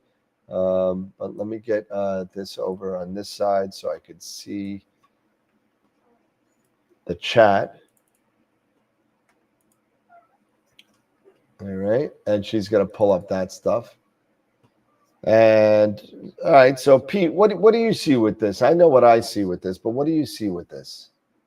Well, what I see is I like the detail, no question about the detail, and I do like the idea that there's a lot of stars in it. Personally, I would kind of shrink the stars a little bit because they're just a little bit too overpowering. Yep. In terms of the color, I like the color, but the colors are a little bit muted. The colors need to pop just a little bit more. A little saturation, maybe? Or maybe just kind of lighten it up just a little bit and then a little bit of saturation, but it's just a little muted. It's just a little on the darker side. But the detail is very good, though, especially the pick rings and the triangle with pick rings.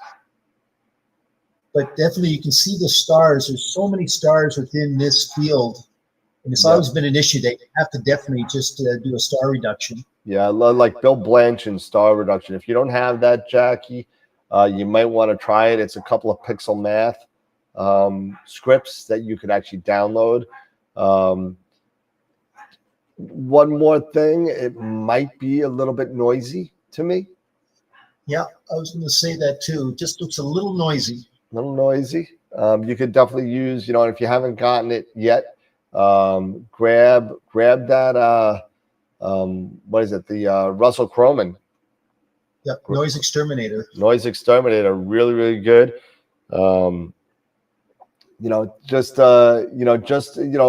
Like especially the one in the Witch's Broom.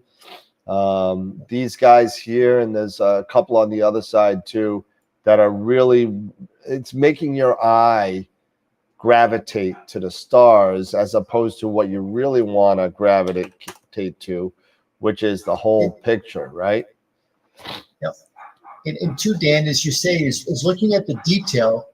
Once it gets cleaned up a little bit and you sharpen it up just a little bit, you'll start to really notice those fine filaments. They really just start to pop and come out. Yep, absolutely. And maybe a little blur exterminator to get some more definition. Mm-hmm. Especially in those streamers. Like this is this looks like, this when you get more data on this kind of looks like a DNA strand, this part here. Yeah. You start getting that twisty kind of thing going on. It's pretty cool. Yeah, it is cool. I mean, overall, it's a good detail. It just needs just a little bit more polish. Yep. I think the data's there. Maybe a little bit more data. I don't think there's a lot. There's just something else I see in the bottom corner over here. I'm seeing a little lightness in here. I don't know if it's from an off-camera star. I'm not sure, but maybe some more if you're using a dynamic background extraction. If you're using that, maybe put a couple of samples down in here to get rid of this glow, because it's only in this corner. It's not in here, and it's not in the top two corners. It's only here. So maybe just a little bit more samples, or maybe bigger samples. I don't know what size samples you're using for background extraction, or if you're using ABE. But if you're using ABE, I would strongly suggest to move to DBE.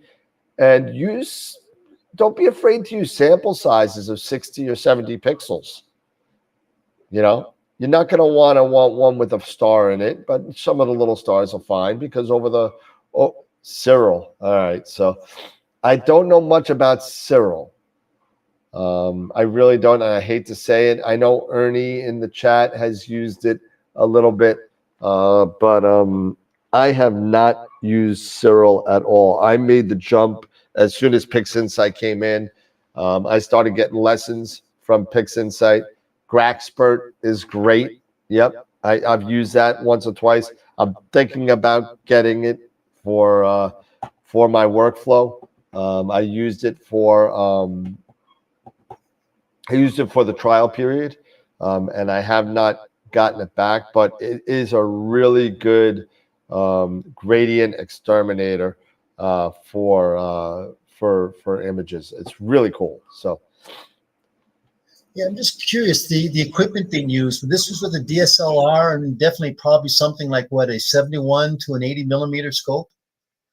It's the IDAS, right? Let's see. Let's see if you put it in there. I don't see any other stats for this. Let me see if she left it in the whatchamacallit, in the Google Drive.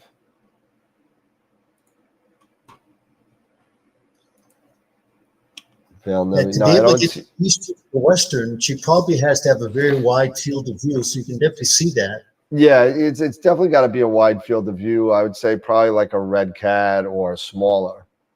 You know, there's nothing really in the chat. Aptura 60 millimeter looks like. Is that what she posted there in the chat? Let's see. Okay, so the 294 MC Pro and an Aptura 60. So. Yep, 60. Yep. So just a little bit tighter than a Red Cat.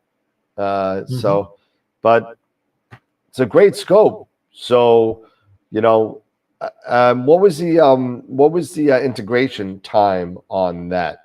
Just so you know. Shooting my soul. We'll swallow your soul. We'll swallow your soul. Yeah, let us know what kind of time you put into this, Jackie. Yep. Just curious. Yep. About 2.5 hours. And a little bit more polish, and that thing will definitely, this image will pop. Yeah, I just love the NBZ on these bicolor images, because you put another 5 hours in this, Jackie, or you know, say you'll get up to 10 hours, and you are gonna love this thing. You're gonna love it. Yep. If you don't love it now. Yeah, well, Bortle 8, so what? It doesn't matter. I'm in Bortle 8. Trust me, you're gonna get some good shots with that. Yeah, even though it's a doublet, that's fine as long as you have no chromatic aberration. The only thing I might even suggest, if you wanted to take it one step further, right? Take that 294 MC, right? And have you noticed that with any narrow band, whether it's a dual band, tri-band, quad, whatever, it totally blanches the color of the stars, right? It totally blanches it, right? So that being said, take that filter out of there, right?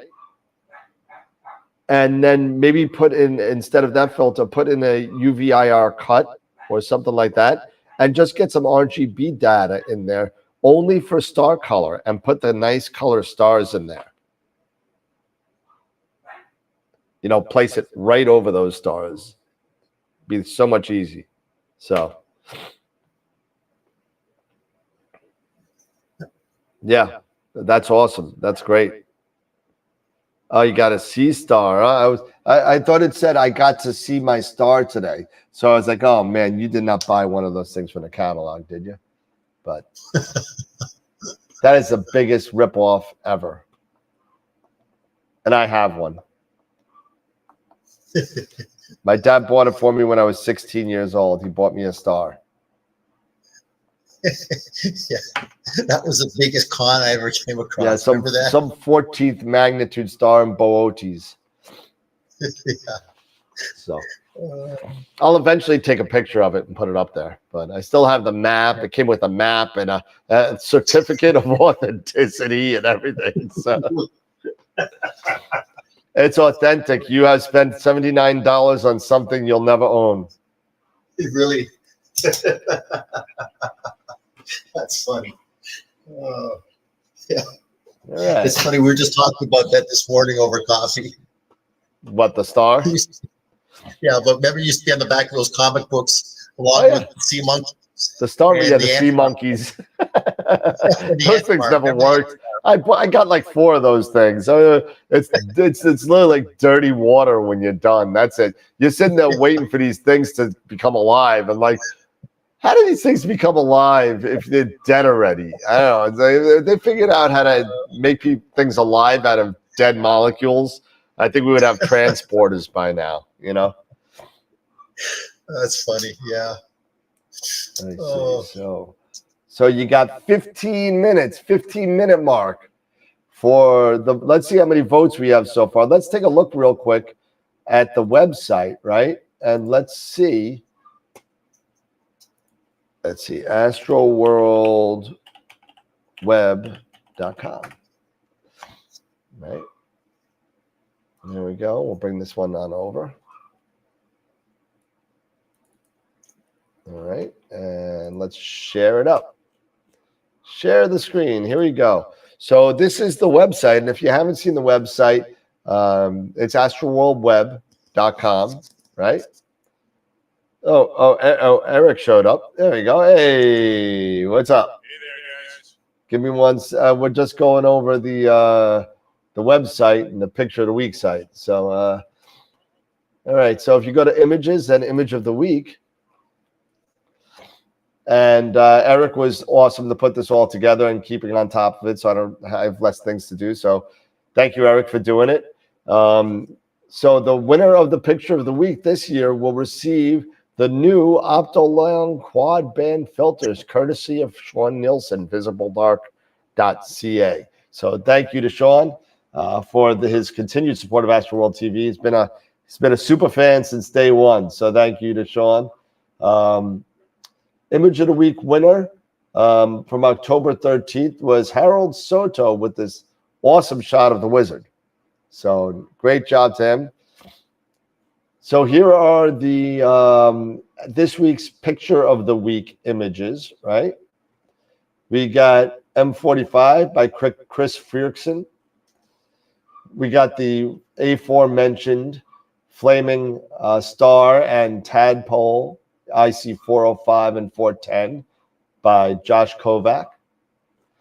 Then we got a Heart Nebula by Jason Pellegrini, aka Star Lancer. Soul Nebula by Tom Peter. And Cocoon Nebula by the newest member of the group, I think, Scott Schneider, who has got, I think, 1 win somewhere. I've noticed the name, but nice shot of the Cocoon Nebula there. Really cool. And then tonight also is the picture of the month, and you got 12 minutes left. 12 minutes, everybody. So here is the first image by Greg Meyer, NGC 6820. Then we got Jason Pellegrini, The Veil. And then we got the Western Veil, Billy Beckett. The Dark Shark by Josh. And an Eastern Veil by Dave. And we got 62 votes so far on that. So 62 votes on that. And 41 votes on the picture of the week. So pretty cool there. And I'm wondering if I have this set up right for the 3-up. And of course I do not. So give me 1 second, because I wasn't expecting a 3-up. So let's see. Peter, there we go. And then the 3-up titles. Where are you? 3-up titles, Dan, Eric, and Peter title new. There we go. And now we could do the 3-up, and bam, there we go. And the names are right. Hey, there's Eric. What's going on, Eric? Wait, you know what? You know what? I think I see that the dome is open. The dome, and I'm gonna raise your volume a little bit more again. So did Eric get a dome in the backyard? He did. Yes, sir. I did. He did. Oh. Yes, I did. Yep. Awesome. So Eric took a drive for about 10 hours combined, right? Yep. And dragged a U-Haul and his family down to pick up a dome, and drove it back up to his hometown outside of Chicago. And now he's I don't see, he might be hiding it. I don't see the bucket behind you. I took them all down. Yeah, I took them all down now, so I can get anything. So I am actually, I'm actually on Nina, so I'm going to try Nina today. So I haven't even gotten started. I did a quick autofocus. Okay. But other than that, and got everything cooled down, so now it's just a matter of maybe slewing and then making sure everything is right and see what happens. So I wish, I think I can find a way to share the screen here. So give me just so before I get the image going, I will go ahead and do that. So we still got a few minutes before we do the image of the week. We got 9 minutes. 9 minutes. 9 times. Yes. Eric's audio is echoing. Yeah, it does. Yeah. It's the dog that's echoing. Let me mute me.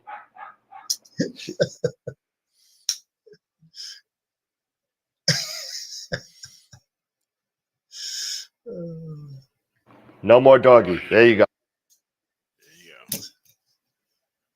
So Jen just got into her car now from the flight for a 5:47 scheduled takeoff from Charlotte.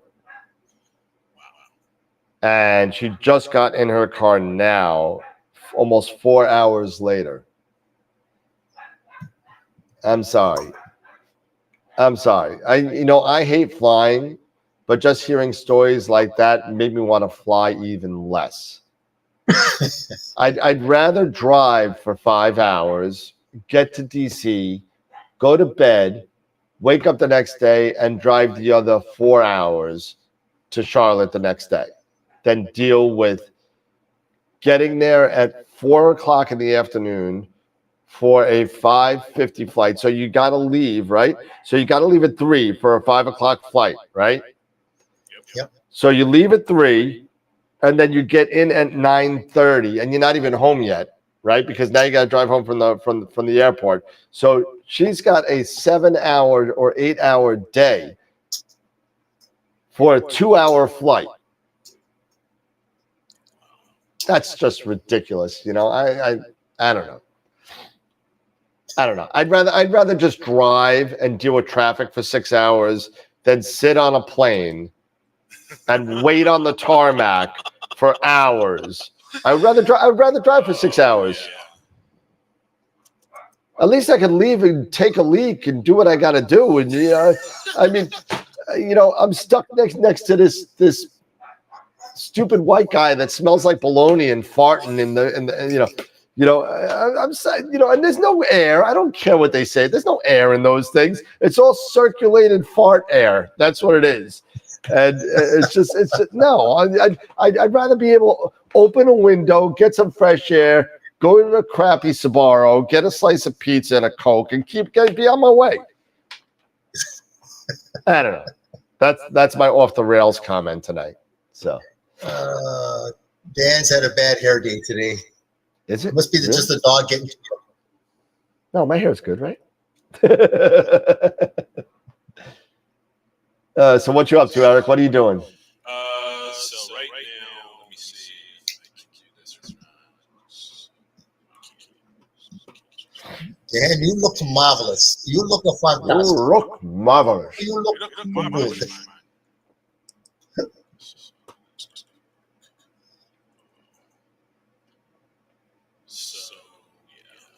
So I was thinking of going after the going into Drake and going into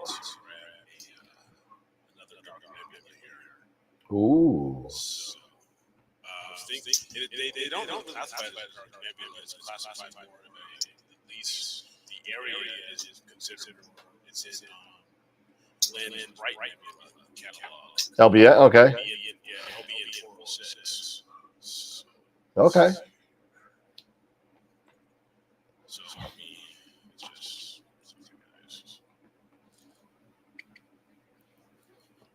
because I'm actually using the iPad finally.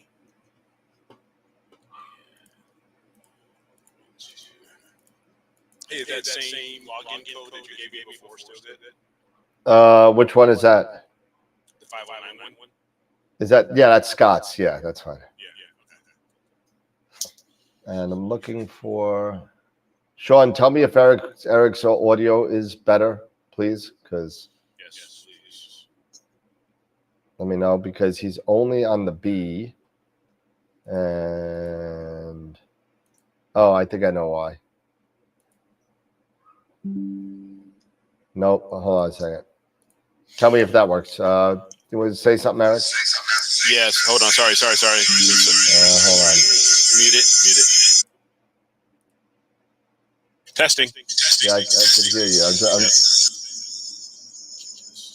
Let's see. I'm not sure why you're echoing. It's because of the Oh, I hear it now. Oh, hold on. I think we're not in master. I think we're in. Wow. Are we all echoing? Now we're all assisted. Ooh. It's Ah.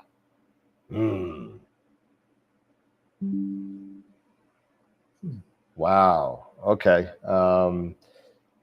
We're gonna have to do some testing on the show because I believe that's that. bad. Hold on. I think that I know why. Tell me if that worked. I think I kind of did it. I think you may got it. You may have it now. Let me know if that worked, everybody, please. Yeah. Sorry about that. No, it's just, you know what? It's the damn bugs that I got. But I don't hear any echoing on there, so I think we're fine. Yeah, just let me know if that worked. Seems better. All right, let's. Yep, seems Chris I can't hear anybody. Sounding way better. All right, yeah, okay. I think I was doubling up on everybody's audio, so Oops. I think Peter also is double. Okay, let me try that too. Pete, say something real quick. Say something, Pete. Say hello, Pete. Pete? Pete, are you there? I just saw him moving. So I said, He's there. Pete, say something. "Hey, Pete, can you say something?" Open your mouth. Open. I don't think he Pete. can hear all of a sudden. Say something. Yeah, he is. There you go.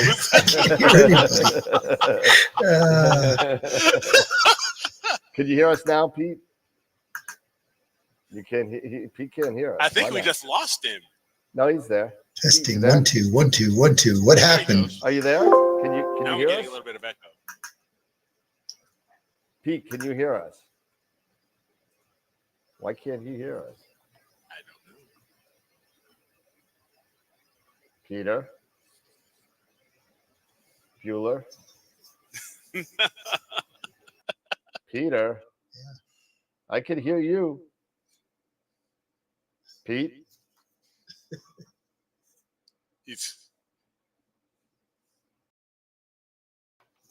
Pete.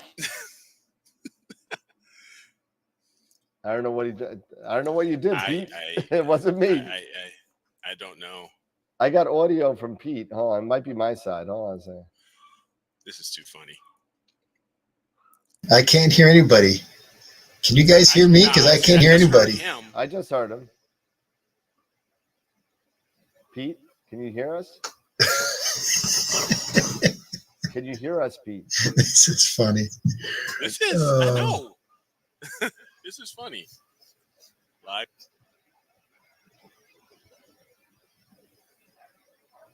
I don't know. Yeah. I don't think he can hear us. I don't know why. Can everybody? You guys can hear us. Right? I heard Pete. I'll sign out. I'll see you guys later. No, we can hear you. No, we can hear you. We It's can hear you. you. It's your speaker. We can hear you. You can speak. We can hear you.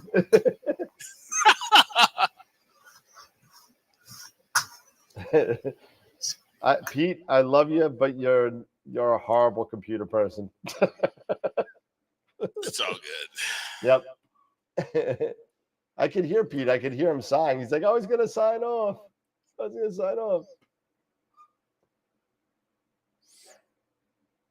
Yeah, I know. He was like, Now I think he just rebooted his computer.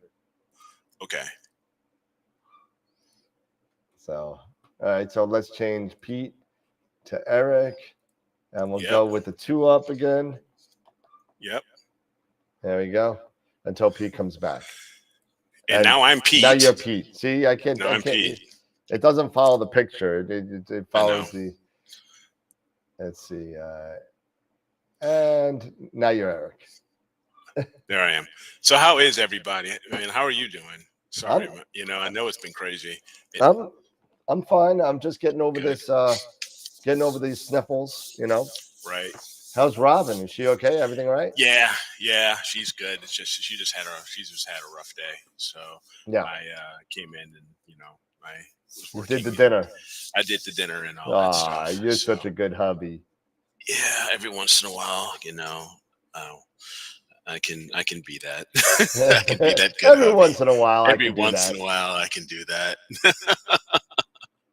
All right, well, it's 9:31. Yes, so we can definitely go and take a look-see. Are you able to do it, or you want me to do it? You got your laptop I think there? I can.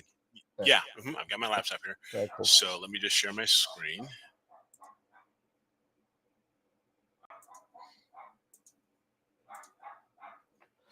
Hey, let me go here. All right, can you see my screen? Hold on, I'll make you bigger. All right. There you go, Eric Watson. Let me turn off all this stuff. There we go. Good.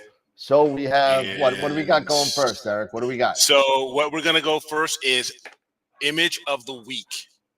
We're gonna go for image of the week. Right now we have had 44 votes, which is awesome. Nice. Almost at that 50. We'd love to get it at about 50. So but let's see, because I know you went through. We went through the pictures, images. Yeah. So who is the winner? Scott All right. Schneider. All right. The Scott new guy Schneider. with 26 votes. Yes. Congratulations, Scott.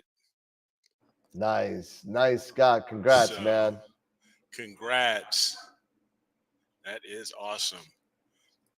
So let's go back now and picture of the month, image of the month. Right? We're upgrading. Image of the month. We're upgrading our vocabulary from pictures to images. Images. So here we are. Image of the month. We had 62 votes. Rock and roll. And the winner is Greg Meyer. All right. Well, NGC 6820. Well, hold on. But hold on, yeah. But didn't he? Greg already won a picture of the month, I believe. Okay. Well, coming in second place is Billy Beckett. There you go. For his, I believe that's the Eastern Veil. I believe you're right. 6960. I believe, 6960. Yep. Yes, with 18 votes. So it was a close race, but So let me see. So I believe Greg already won. Yeah, Greg won in July for his Lagoon. Okay. So by rule, Billy Beckett did not win one yet. So Billy, congratulations, man. Congratulations, sir. There you go. 6960. Yes. I will get that set up and updated and added into the gallery. do that, as well as our image of the week winner. I will get that up on the website, nice and big, but great stuff. So congratulations. Yeah. So if you want to see it real quick, here's Billy's. Yep. Congratulations, Billy.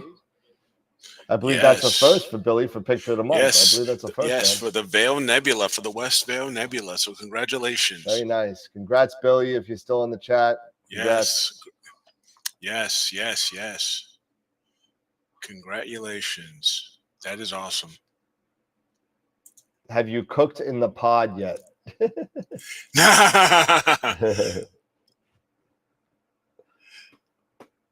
And you just got to hit stop sharing, I think. Did I? I thought I did. No, not yet. Yeah. I still got your... I've stopped. Sorry. There's that other one. Okay. I know what it is. Yeah, there you go. There we go. Yeah. Shawnee baby. All right. Yeah. Oh, I have Scott's picture on. Okay. You said you got the... I see your thumb. Let me see if I can share my my Nina screen. I don't know if we can try to do this or not. Well, so right now I see a close up of your thumb, I think. Yeah. There you go. There we go.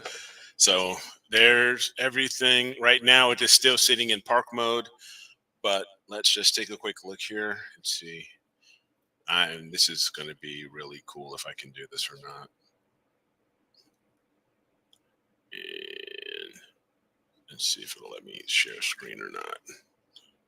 It doesn't. It doesn't like the button. It does not like share. It does not like sharing the screen. Okay. Well, it was worth a shot. Yep. Oh well. So you know what you could actually do? You could make your iPad an NDI input. I can show you how to do that, and you can. Yeah, we'll have to do that sometime. Yeah. Yes, we'll have to do. Well, we definitely got to get together anyway because we got to fix out the bugs in the program since my reimage of my desktop. So we got to get together this week to settle all this stupid stuff that's going to happen. We were doing good for a while with all the stuff. The names are one thing, but for no big crazy stupid stuff like last year, right? So no. So if you want to switch back over to the other, I'm going to disconnect from this. No, I like this vantage point. I really do. Oh my gosh. All right, there we go. Awesome. So yeah, and let me see here, if I can go that way. Nope, I'm not. No, Greg. Hey, listen. You know you're doing great, man. So congratulations on that. You know you're #1 winner again, Billy. You know, great picture as well. So I mean, awesome job to everybody. Really good job. You know what? I just don't think that's a fair way to do things, to be honest with you, because it's like if no offense. Whoever's out there that has had multiple or 3 or 4 pictures of the month, if it turns out to be a one-person deal, then it doesn't turn out to be a community calendar. It turns out to be a one-person show, which is something that we don't want to do. We want to give everyone a shot at winning, and moving for that. And it's moving. We are moving. We are moving. It's moving. We are moving. We are moving. We are moving. We are moving. So we're gonna go for LBN 406 here. We're it's too bad I can't share the screen here. Yeah, you'd have to put it to the camera. Yep. Which would not be good. Here. Yeah, and let me. Unless if you could remote desktop into your iPad. Yeah, that's what I'm. Yeah. I'm gonna try this. Let me see here. I just want to check something out here. And nope, that's doing not what I want.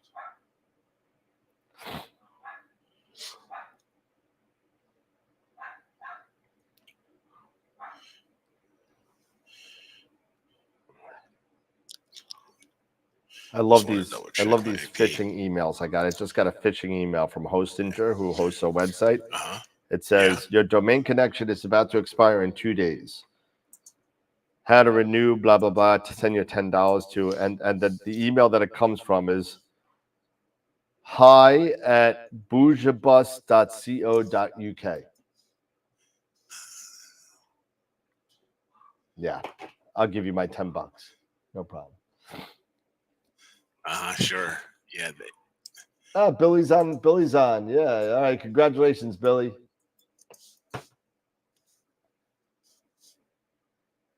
Is there a beer fridge in the pod? No, not yet. Not yet. Oh, Nothing like not that. yet. That's Not yet. that's a key. You have electric in there. You can get a little mini fridge in there. Yeah. Either that or a a kegerator. The kegerator. Yeah. So let me see here. All right. So we got everything right. Yeah. And yeah, so I got remote desktop from my laptop. So Okay. I'm just checking here. 406. And let me just double check the slewing and the centering. And let me also share the screen here. While that's doing that.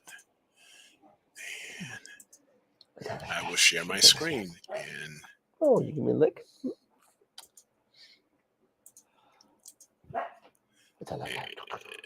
They're peeing on me, right? Okay. Okay. All right. So let's see what we got here. Let me make you bigger. Okay. And so is that a live shot? It's already. No. This is the preview. I was doing the framing and centering. But is that a live shot that you took? Yeah. So let me go back here. Dude, holy crap! Look at all those satellites. And I saw 3 satellites. Oh no! That was the preview from Nina. That was Nina's preview from the Sky Survey. Oh, okay. I thought that was a picture. That was the Sky Survey. No. That was just the Sky Survey. And let me switch over to luminance here. And so I believe now that I'm centered and everything, I can go to framing here, and is it sequencer? And this is going to be a broadband DSO target. And Sean is telling me there's a question in the chat. Yes. Can you remote desktop from an iPad to a Windows 11 PC? There are apps. I'm because this is a Windows 11. The Melee is a Windows 11, and I was doing remote desktop on the iPad. Yeah, so you could download something called RD Client, Remote Desktop Client. It's a little red icon with 2 arrows on it. Looks like the Team Viewer kind of thing, but it's red. Yep. You could do that. You put in your IP address, whether it's a local or a global. It's probably going to be local. I go from my phone. As a matter of fact, I probably have it right here. RD. Yeah, there it is. So RD Client is right there, and it has all my PCs that I can log into. And all I do is click on it, and it goes right to the IP address. And you could use it to your Eagle. You could use it to your. You can't do a ASI Air because you can't log into the IP address of the ASI Air. You'll need the app for that. But any other Windows PC, whether it be an Eagle or a mini PC, you could absolutely remote desktop into it from an iPad, iPhone. I think even Google, the Play Store, has RG Client as well. So okay. VNC Viewer also as well works. Yes, exactly, Ernie. You can. And so right now, and I got to go to my start sequence, and that one needs to be added here. It's RD as in dog, RD. Yes. Remote desktop. Romeo Delta. Okay, so do heater Start on. wait all time. right. So Unpark scope. the Wait dew for heater is time. on. Wait for time nautical dusk. That's all good. I have the And nautical coordinates. dusk was like 2 hours ago, so now just start. Yeah, right I know. off. So no, yeah, just let's telling the kick people. I know off. you know that. I'm Okay, just telling the sorry. people. Yep. I know you know that. have- You're not as dumb as you look. Slew center rotate run autofocus. Prior to this, what I want to double check is determine my rotation. So let it go ahead and expose. So this is doing a And- rotation. It's judging that against where you're actually at right now, right? Correct. Yes. So now let me ask you a question. Why would you bother doing that? because I want to see where I am as far as my sensor, and as you can see, it's a hair off from the center of the image here. Right, but if you're doing a slew center rotate, it's going to do that automatically for you. Yes, but I only have a manual rotator. But still, you set Nina as a manual rotator. Did I do that? So yes, you go you under can. Equipment. Yeah, so we go under equipment And then go under rotator and set. Oh, you're set. And turn it on though. Yeah, Yes. so yeah, I gotta turn it on. You still have to turn on the manual rotator. Disconnect. No, Oh, just it's already cancel. on. It's already on. Cancel. It's already on. Yeah, so you do have to turn on the manual rotator so it knows if you're doing a slew center rotate that you have one.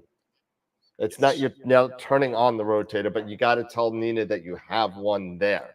So what it'll do is it'll slew center, and then it'll judge your angle, and it'll say move it 12 degrees anti-clockwise or 12 degrees regular clockwise, and then you just do it. And so you don't have to do that every time. It'll do it for you. It's not like the ASI Air where you got to kind of go in there and kind of get those numbers. This will actually do it for you. Yeah. Okay, so that is all there. Yep. And Autofocus. I haven't used PhD2 guiding in a while. I've been always using the ASI Air, so I'm actually going to have it calibrate. Right. We have restore guiding for my triggers, my loop until nautical dawn, which is, according to this, 6:13. Holy cow. So it's like 9.5 hours of imaging. That's quite a bit. We're getting darker, guys. It's awesome. All right. This is I'm doing loops. I'm doing a loop instruction, 300 seconds for luminance. Now, can you go back up a little bit to your last set of it? Yeah. So go up. Let me know when to stop. Loop until time. LRG, loop until time. Okay. Okay, go ahead. Sorry. So basically what I'm doing is I will be doing 10 exposures of luminance, blue, red, green, and blue, 300 seconds each of the luminance, and 180 seconds of the 180, RG and B. Yep. And it'll dither on every fifth frame. That's the way I have it set right now. And then from there, once it's completed, it will turn the dew heater off and warm up the camera, which I really don't care about too much, but then it'll move and park the scope for me. Okay, so now my question for you is, you're running for 9 hours now. Mm-hmm. Okay, so what is going to be your routine for dome movement? Right now, the way this is facing, because I'm aiming at Draco, I don't know if I have to turn it at all. Okay, because the Draco is one of those circumpolar, right? So yes. So I'm curious to see if you have. I'll be very curious myself. You know what I'm saying? Because the further you get away from the pole, Draco is really close to the pole, so you may not have to. So that being said, the further away you get from the pole, the sooner you'll have to move the dome. You know what I mean? Okay. Yep. Yep. So So you like if I was doing Orion or anything to the south, then I would definitely have to keep an eye on this and check on it to rotate the dome. Yeah, exactly. So you know, you may want to just, you know, if you what, it's 8:49 over by you. So if you go to bed at 11, I would sit there and I would just move the dome to the, you know, the opposite side. You just, and don't forget the meridian flip if you're doing one. Yes. So because then it's going to be on the other side. So if you move the dome, it's going to be on the wrong side. So yes. So I've got, so I wanted to make sure I had everything here as far as, you know, meridian flip and all that stuff. You mentioned that. So I think I should be okay. Let's see. What time is the meridian flip? Let's go back here. Does it say when the meridian It should. flip is? Yeah. No, it should be. Where's your global trigger? What meridian? Oh, it doesn't. Oh. Okay. So just a couple of things I would do, because once you get into multiple target imaging, you're going to want to do something that's called a global trigger. Okay. Up at the top. Yeah. Up at the so top here. You take your meridian flip and throw it in a global trigger. So no matter where it is in its thing, it will automatic. No, you don't even have to. Oh, you didn't have to delete it. You could have dragged it. Yes, that's fine. Yeah. So you throw it in the global trigger. There. And put it there. So no matter what, you don't have to add it for every image. You know what I mean? That's for the whole sequence. Always look for meridian flip no matter where you are, and then it will do it. Same thing with your autofocus stuff. You know, if you're doing an autofocus after drift or center after drift, center after drift, you may want that for every target. So you may want to throw that into a global trigger. Into the global, okay. Yeah. So if you add a second, like if you're going from that LBN to, you know, later on in the night, I want to do Orion because it'll be up. So now it'll still have those global triggers there. And even though you might have done a meridian flip already, if Orion does hit that meridian flip again, then it will continue to do it again. You won't have to add it into the instructions for that particular image. Gotcha. So we got autofocus after an HFR increase. And if I go to, if I'm not mistaken, is it under options in autofocus? What are you looking for? Filter offsets are turned on. Okay. So I wanted to make sure that was turned on and everything is set there, because I have gone through those steps to do that. And if I go back here to sequencer, I think I can go ahead and start now. I think there's it looks good. It looks good for me to go. So everything looks fine there. And it'll actually, what you could do, Mm-hmm. another thing that you might want to think about doing. Let me see your sequence one more time. Yep. Which area? Go to, let me see. Nope, you're good. Parallel. Okay, and now go down to the bottom. Okay, yeah. So your end sequence is parallel. So you could do a sequential, just so the newbies out there that haven't touched the advanced sequencer, which this is the advanced sequencer. You could set your instructions in parallel or sequential. So if you go up to your regular image sequence up top, and if you take a look where it says, nope, right there, that's fine. Go down. Oh, sorry. Okay. Can you go down? Yep, right there where it says LRGB L300.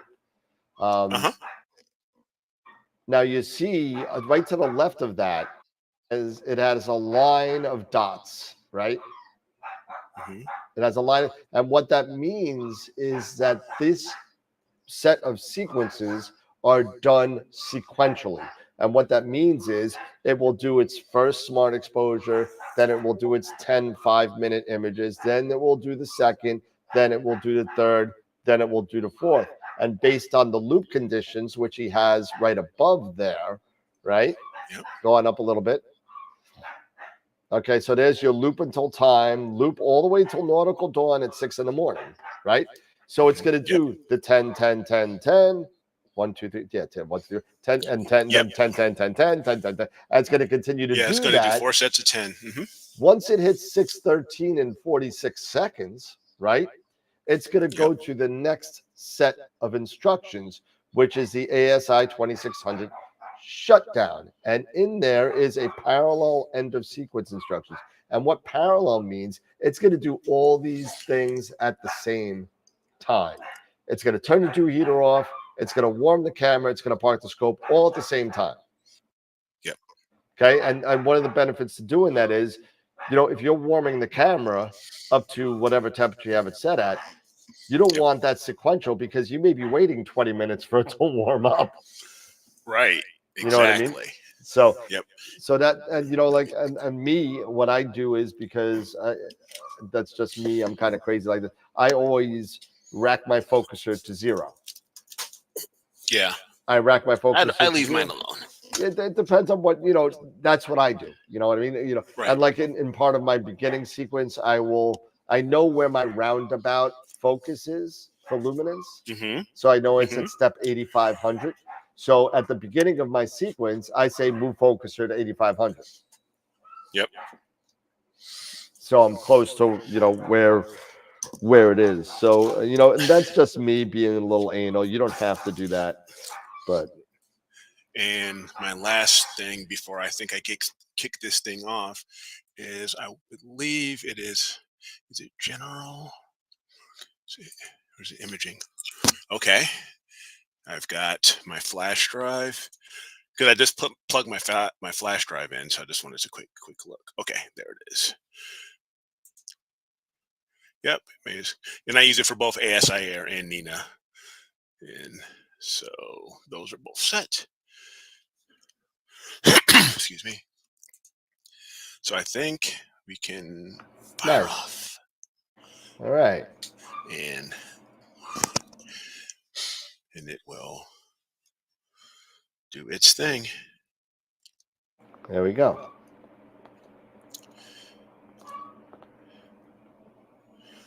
So it's solving again. And my current position is a little off. Yeah, just like the picture showed, you're just a little bit off. So it's 4 degrees clockwise. Which is a very slight. Very slight. Yep, so just let me step away. Just go over here for a second. Let me loosen this guy.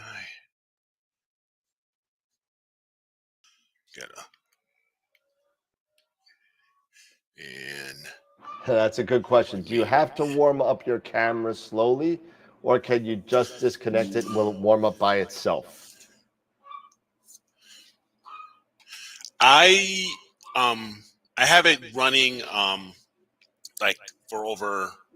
I do it a little gradually. I think it runs for like 10 minutes or so. Yeah, I would, especially in cold temperature. Well, either way, it really doesn't matter. So let's think about what happens, right? The benefit to warming your camera is this. If you are really quick, if you're leaving it outside. Oh, wow. Wrong way. Yep. You went further clockwise. So if you're leaving your camera outside, you're in a dome like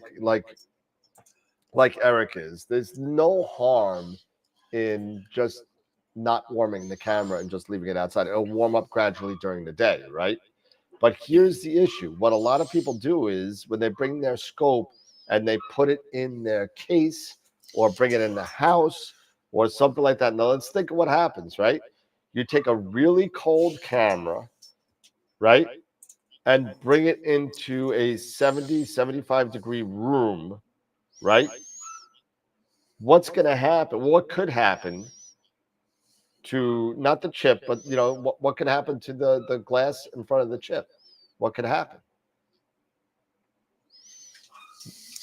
you could get some condensation, right, on there from the dew. That because of the huge difference in temperature. Whether you're really hot and come into an air conditioned room, or if you're really cold and come into a heated room, you have the chance of getting some condensation on your camera that you may most likely will be able to get off, but sometimes you may not. It's just a safety protocol, so you're able to, make your nice $1,000 or even it's a $500 to $5,000 camera as safe as possible. That's all. Okay, I think we are in that 180 degrees. So now it's going to autofocus. It looks like you have about a 2-degree tolerance in there. It looks like so because you're at negative 1.93. So yes, so you could do up your camera. So it's in your benefit and don't do heat up in 0 minutes because that's just as bad. Because then it's going to try and heat it up super fast. So give it 10 minutes. You know what I mean? Yep. Give it a 10-minute warm up. So so like here, this would be 10. Yeah, whatever you want to do. I mean, if you're outside, if you're outside, you can do it even longer. You could do 30 minutes if you're not waiting for it. But just get it up to a decent temperature so it doesn't possibly get some condensation somewhere.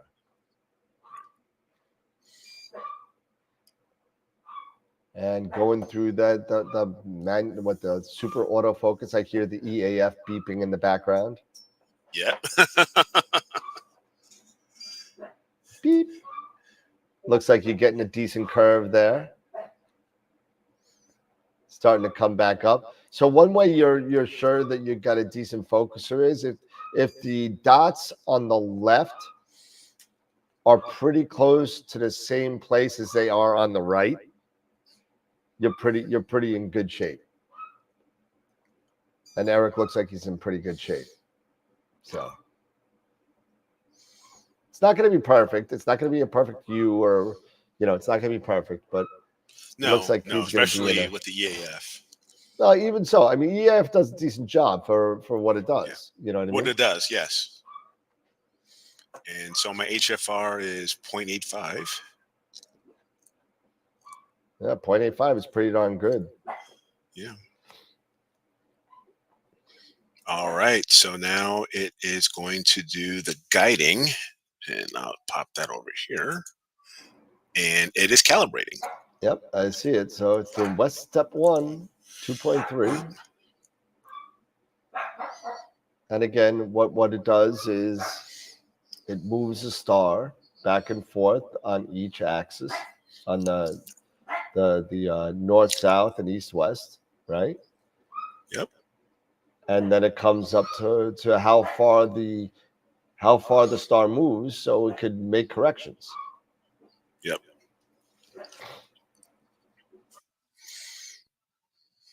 Please, Jen, come home. Now, sometimes I know a lot of people have asked me, why don't you move or slew your scope to close to that 10-degree declination? And the answer is there are times where yes, I will do that. I will slew it over to that, to be around that between 0 and 10 degrees of declination. Yep. But then there are times like this where I don't.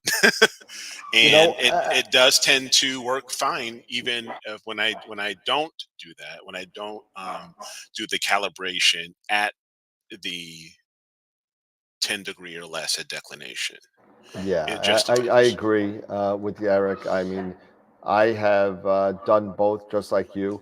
I would have my scope slew to an alt-as position of 165 degrees due south and up about 42 degrees, which would be right near the meridian. Yep. I'm sorry, the galactic equator. You'd be right in that 0 to plus 10 or 0 to minus 10, right? Right. So, but I've also found, just like you, that PhD2 guiding, especially with multi-star, if you do your calibration near your imaging area, it seems to do just fine to me. So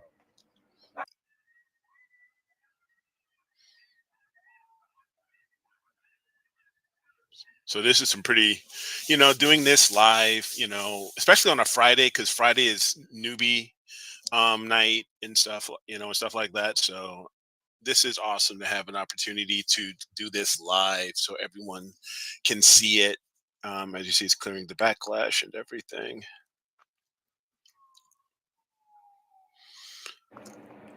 all right, so And just then, not to be a downer or anything. Yep. But We can. No, I'm not closing it up. That's just. Oh. But I received an email today from a longtime.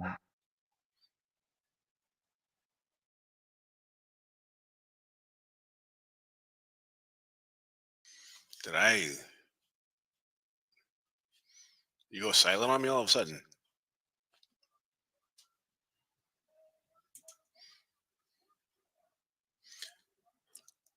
I think Dan went silent on us. Yep. Oh, sorry. That's what I want to do.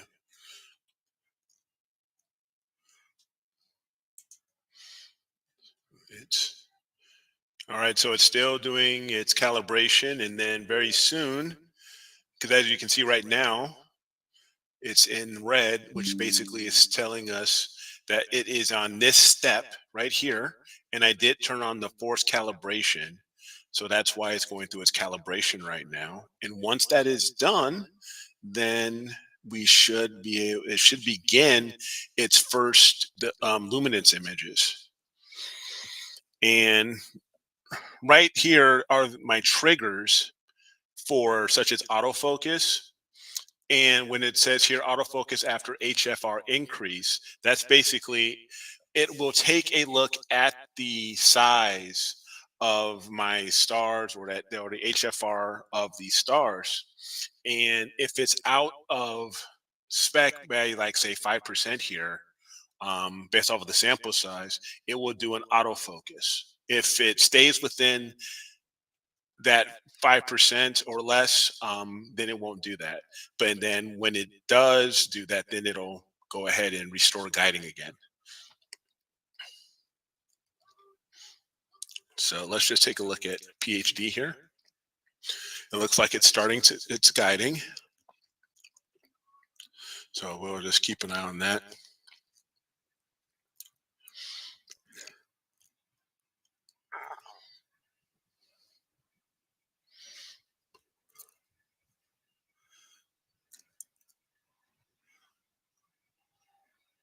Right now it looks a little off, but it may settle down. It looks like it may be settling down here. Yep. Check. Can you hear me now? There we go. Yes, I can. All right. So I'm sorry. So what I was saying was that I received an email, and I won't mention the person's name, but Jed's asking me if I want Taco Bell. Yeah. So and I won't mention the person's name, but the last time I met you at AstroWorld and the TV crew at NEAF last year, I've been a longtime viewer and enjoyed watching AstroWorld TV. Since NEAF, my health has deteriorated to the point where I cannot walk and I'm having problems with my vision and hearing. I'm still watching you and the crew when I can. The only thing that keeps me going is my family, astrophotography, and AstroWorld TV. Blah, blah, blah. I won't mention some stuff that would give it away. Sure. Good luck to AstroWorld TV and your new business. Unfortunately, my future does not look very bright, and this may be the last thing, last email that I kind of send in the next future. So great job with AstroWorld TV, and good luck with AstroWorld Telescopes. Please remove my name from all future giveaways. Thank you and goodbye. And oh my God. Yeah, so I'm the person, if he's watching, prayers go to you and your family. Absolutely. And Absolutely. hope you pull out of what you're going through. and hope to hear from you as soon as possible. So Yes. Definitely. Many prayers to you and your family, Mike. So right now I am guiding. So we'll switch back over here to doing a little AP, and That's a little, I am under little busted up. Oh, you're at 100. That's why. Get that 100 out of there. What are you doing? where? Change that to like 50. There you go. Okay. I'm just so used to leaving everything at default. You look like my EKG. So but still, you're at am, 0.77. Yep, and it seems like it's reducing as it settles, but it's around 0.75 arc seconds. Let's see, what you got? Your right ascension is the one that's kind of killing you a little bit. Yeah, and it tends to try to 0.63. Well, leave it alone. Let it sit. Yeah, I'm leaving it alone. But I mean, it's still fine for 0.75 is fine for your seeing. But you see that little graph in the target, your target graph on the right? No, the bottom one, where all the blue dots are. Yeah, all those blue dots are all the samples that it has taken, right? So let me see here. I'll see if I can expand it, but I guess I can't. But you're saying, yeah, all these are the samples.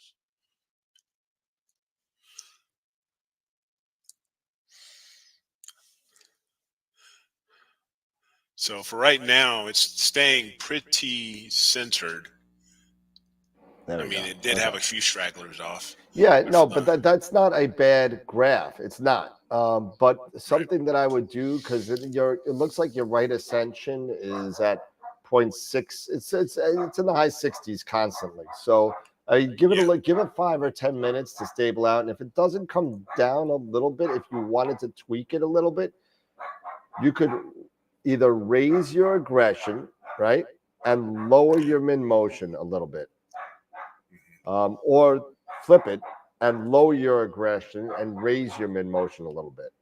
Gotcha. So I would tend to go raising the aggression a little bit, and then lowering the mid motion a little bit. So, like, say, go to 75. Don't only hit it once. You don't have to go crazy. 72. Right. Don't go nuts. But right now it's dropping to 50 in the 50s. So I probably wouldn't even touch it. Yeah. Give it like 2 or 3 full worm cycles before you even start, messing with it. Right. Because it looks like it's gonna. It just hit a big guy somewhere for some reason. Yeah, it hit some sort of a big correction. Yep. In RA. Yep. But yeah, I usually let it, because 10 minutes with the SEM60, a full worm cycle takes 10 minutes. Yeah, it's like five minutes on each side. Yep. Yeah. So I usually just let it be, and it tends to settle itself down.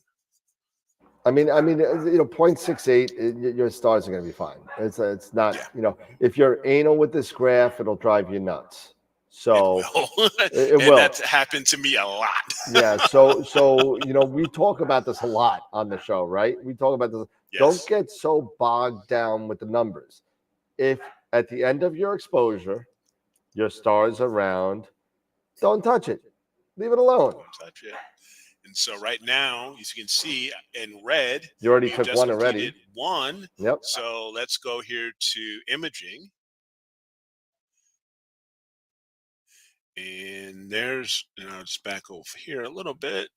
And there's the first one, it seems. And we'll move in a little bit. So as you can see here, the stars are nice and round. Yeah, so I would not even touch, tweak anything. Don't. Yeah, just ignore. So I'm satisfied with this. Yeah, I would not touch anything. Right.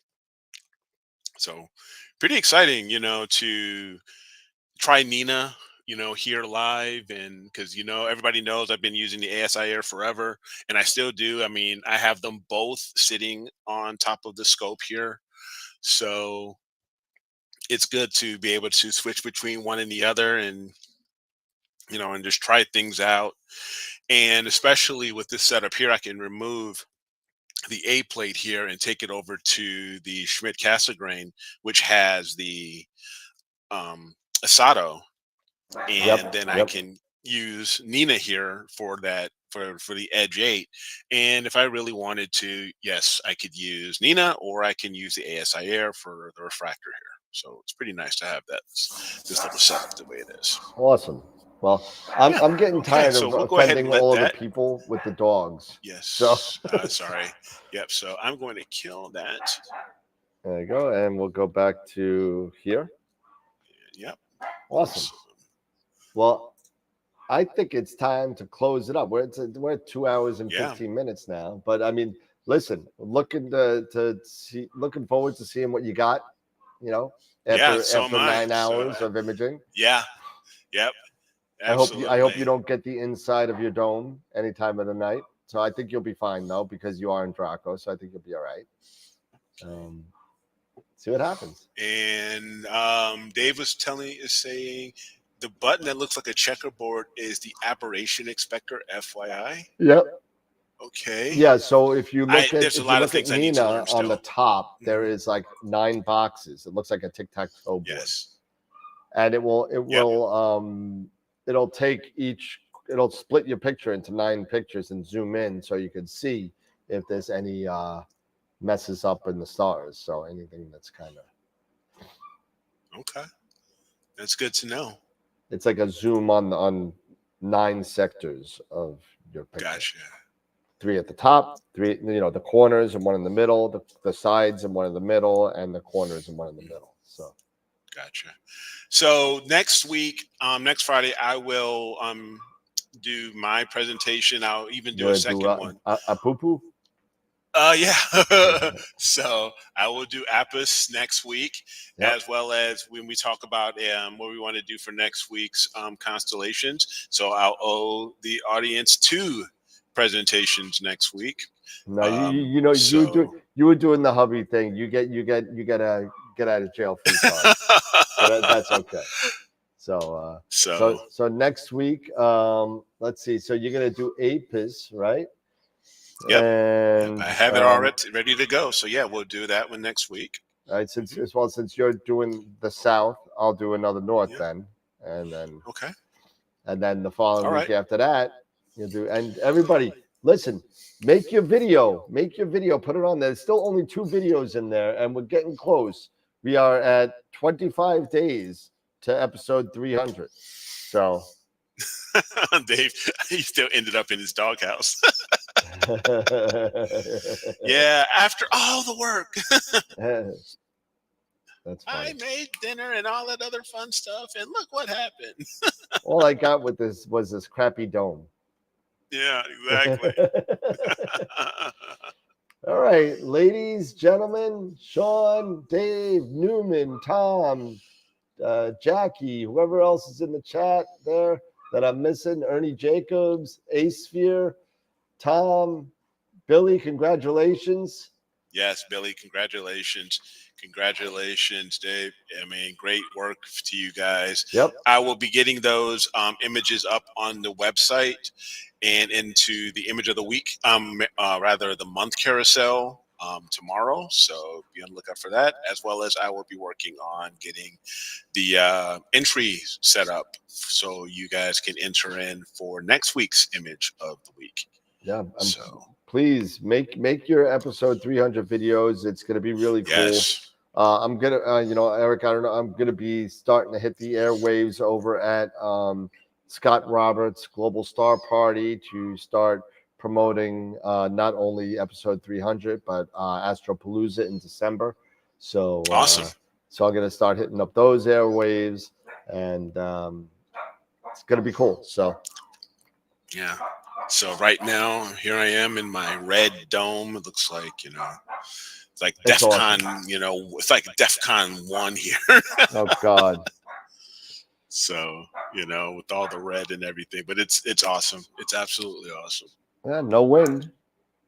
No, yeah, that's one of the great things, about having these types of structures, be it a roll-off, a pod like this, having observatories, they are definitely a game changer. You can help with the wind and everything such as that, to fight that. So Yeah. and keep your guiding nice. Yep. Yep. So Absolutely. you don't have that. You don't have those things to fight. Awesome. All right. All right. Final thoughts, Mr. Eric. No, again, sorry for being late to show up, but it's all good, man. Husbandly duties call, but again, everybody, thank you for hanging out with us today or tonight, rather.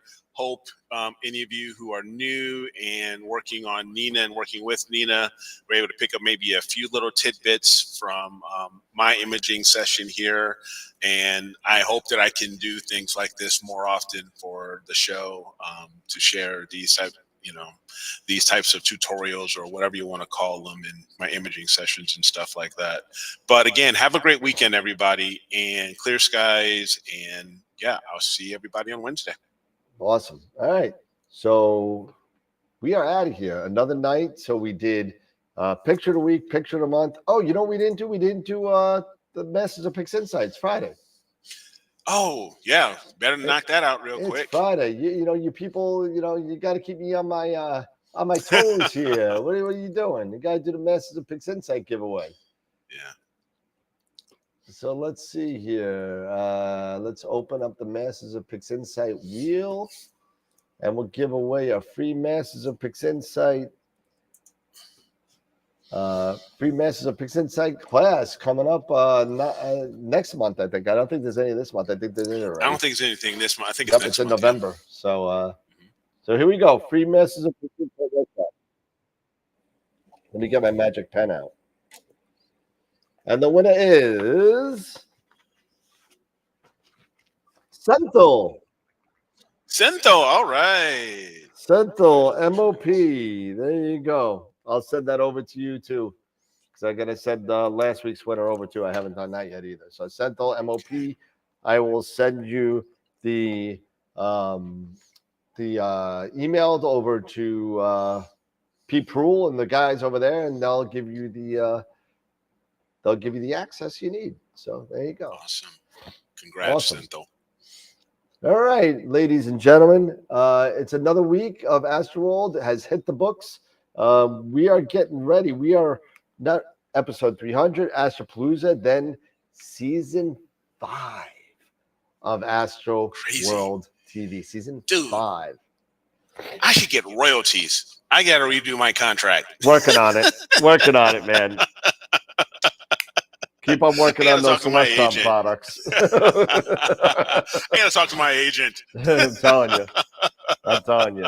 And we're still working on number 2000. So you know what I'm going to do? I was thinking about it. For member 2000 on YouTube, whoever that member 2000 is. Member 2000 is going to get a $200 gift certificate to AstroWorld Telescopes. Nice.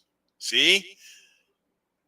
What do we tell you? We take care of our subscribers. We take care of our subscribers. It's awesome. That is awesome, man. So $200 gift certificate to AstroWorld Telescopes for member 2000. So that's going to be a cool thing. So I'm going to start pummeling the airwaves with that. You guys are going to hate me, but it'll be cool. So member 2000. It's all good.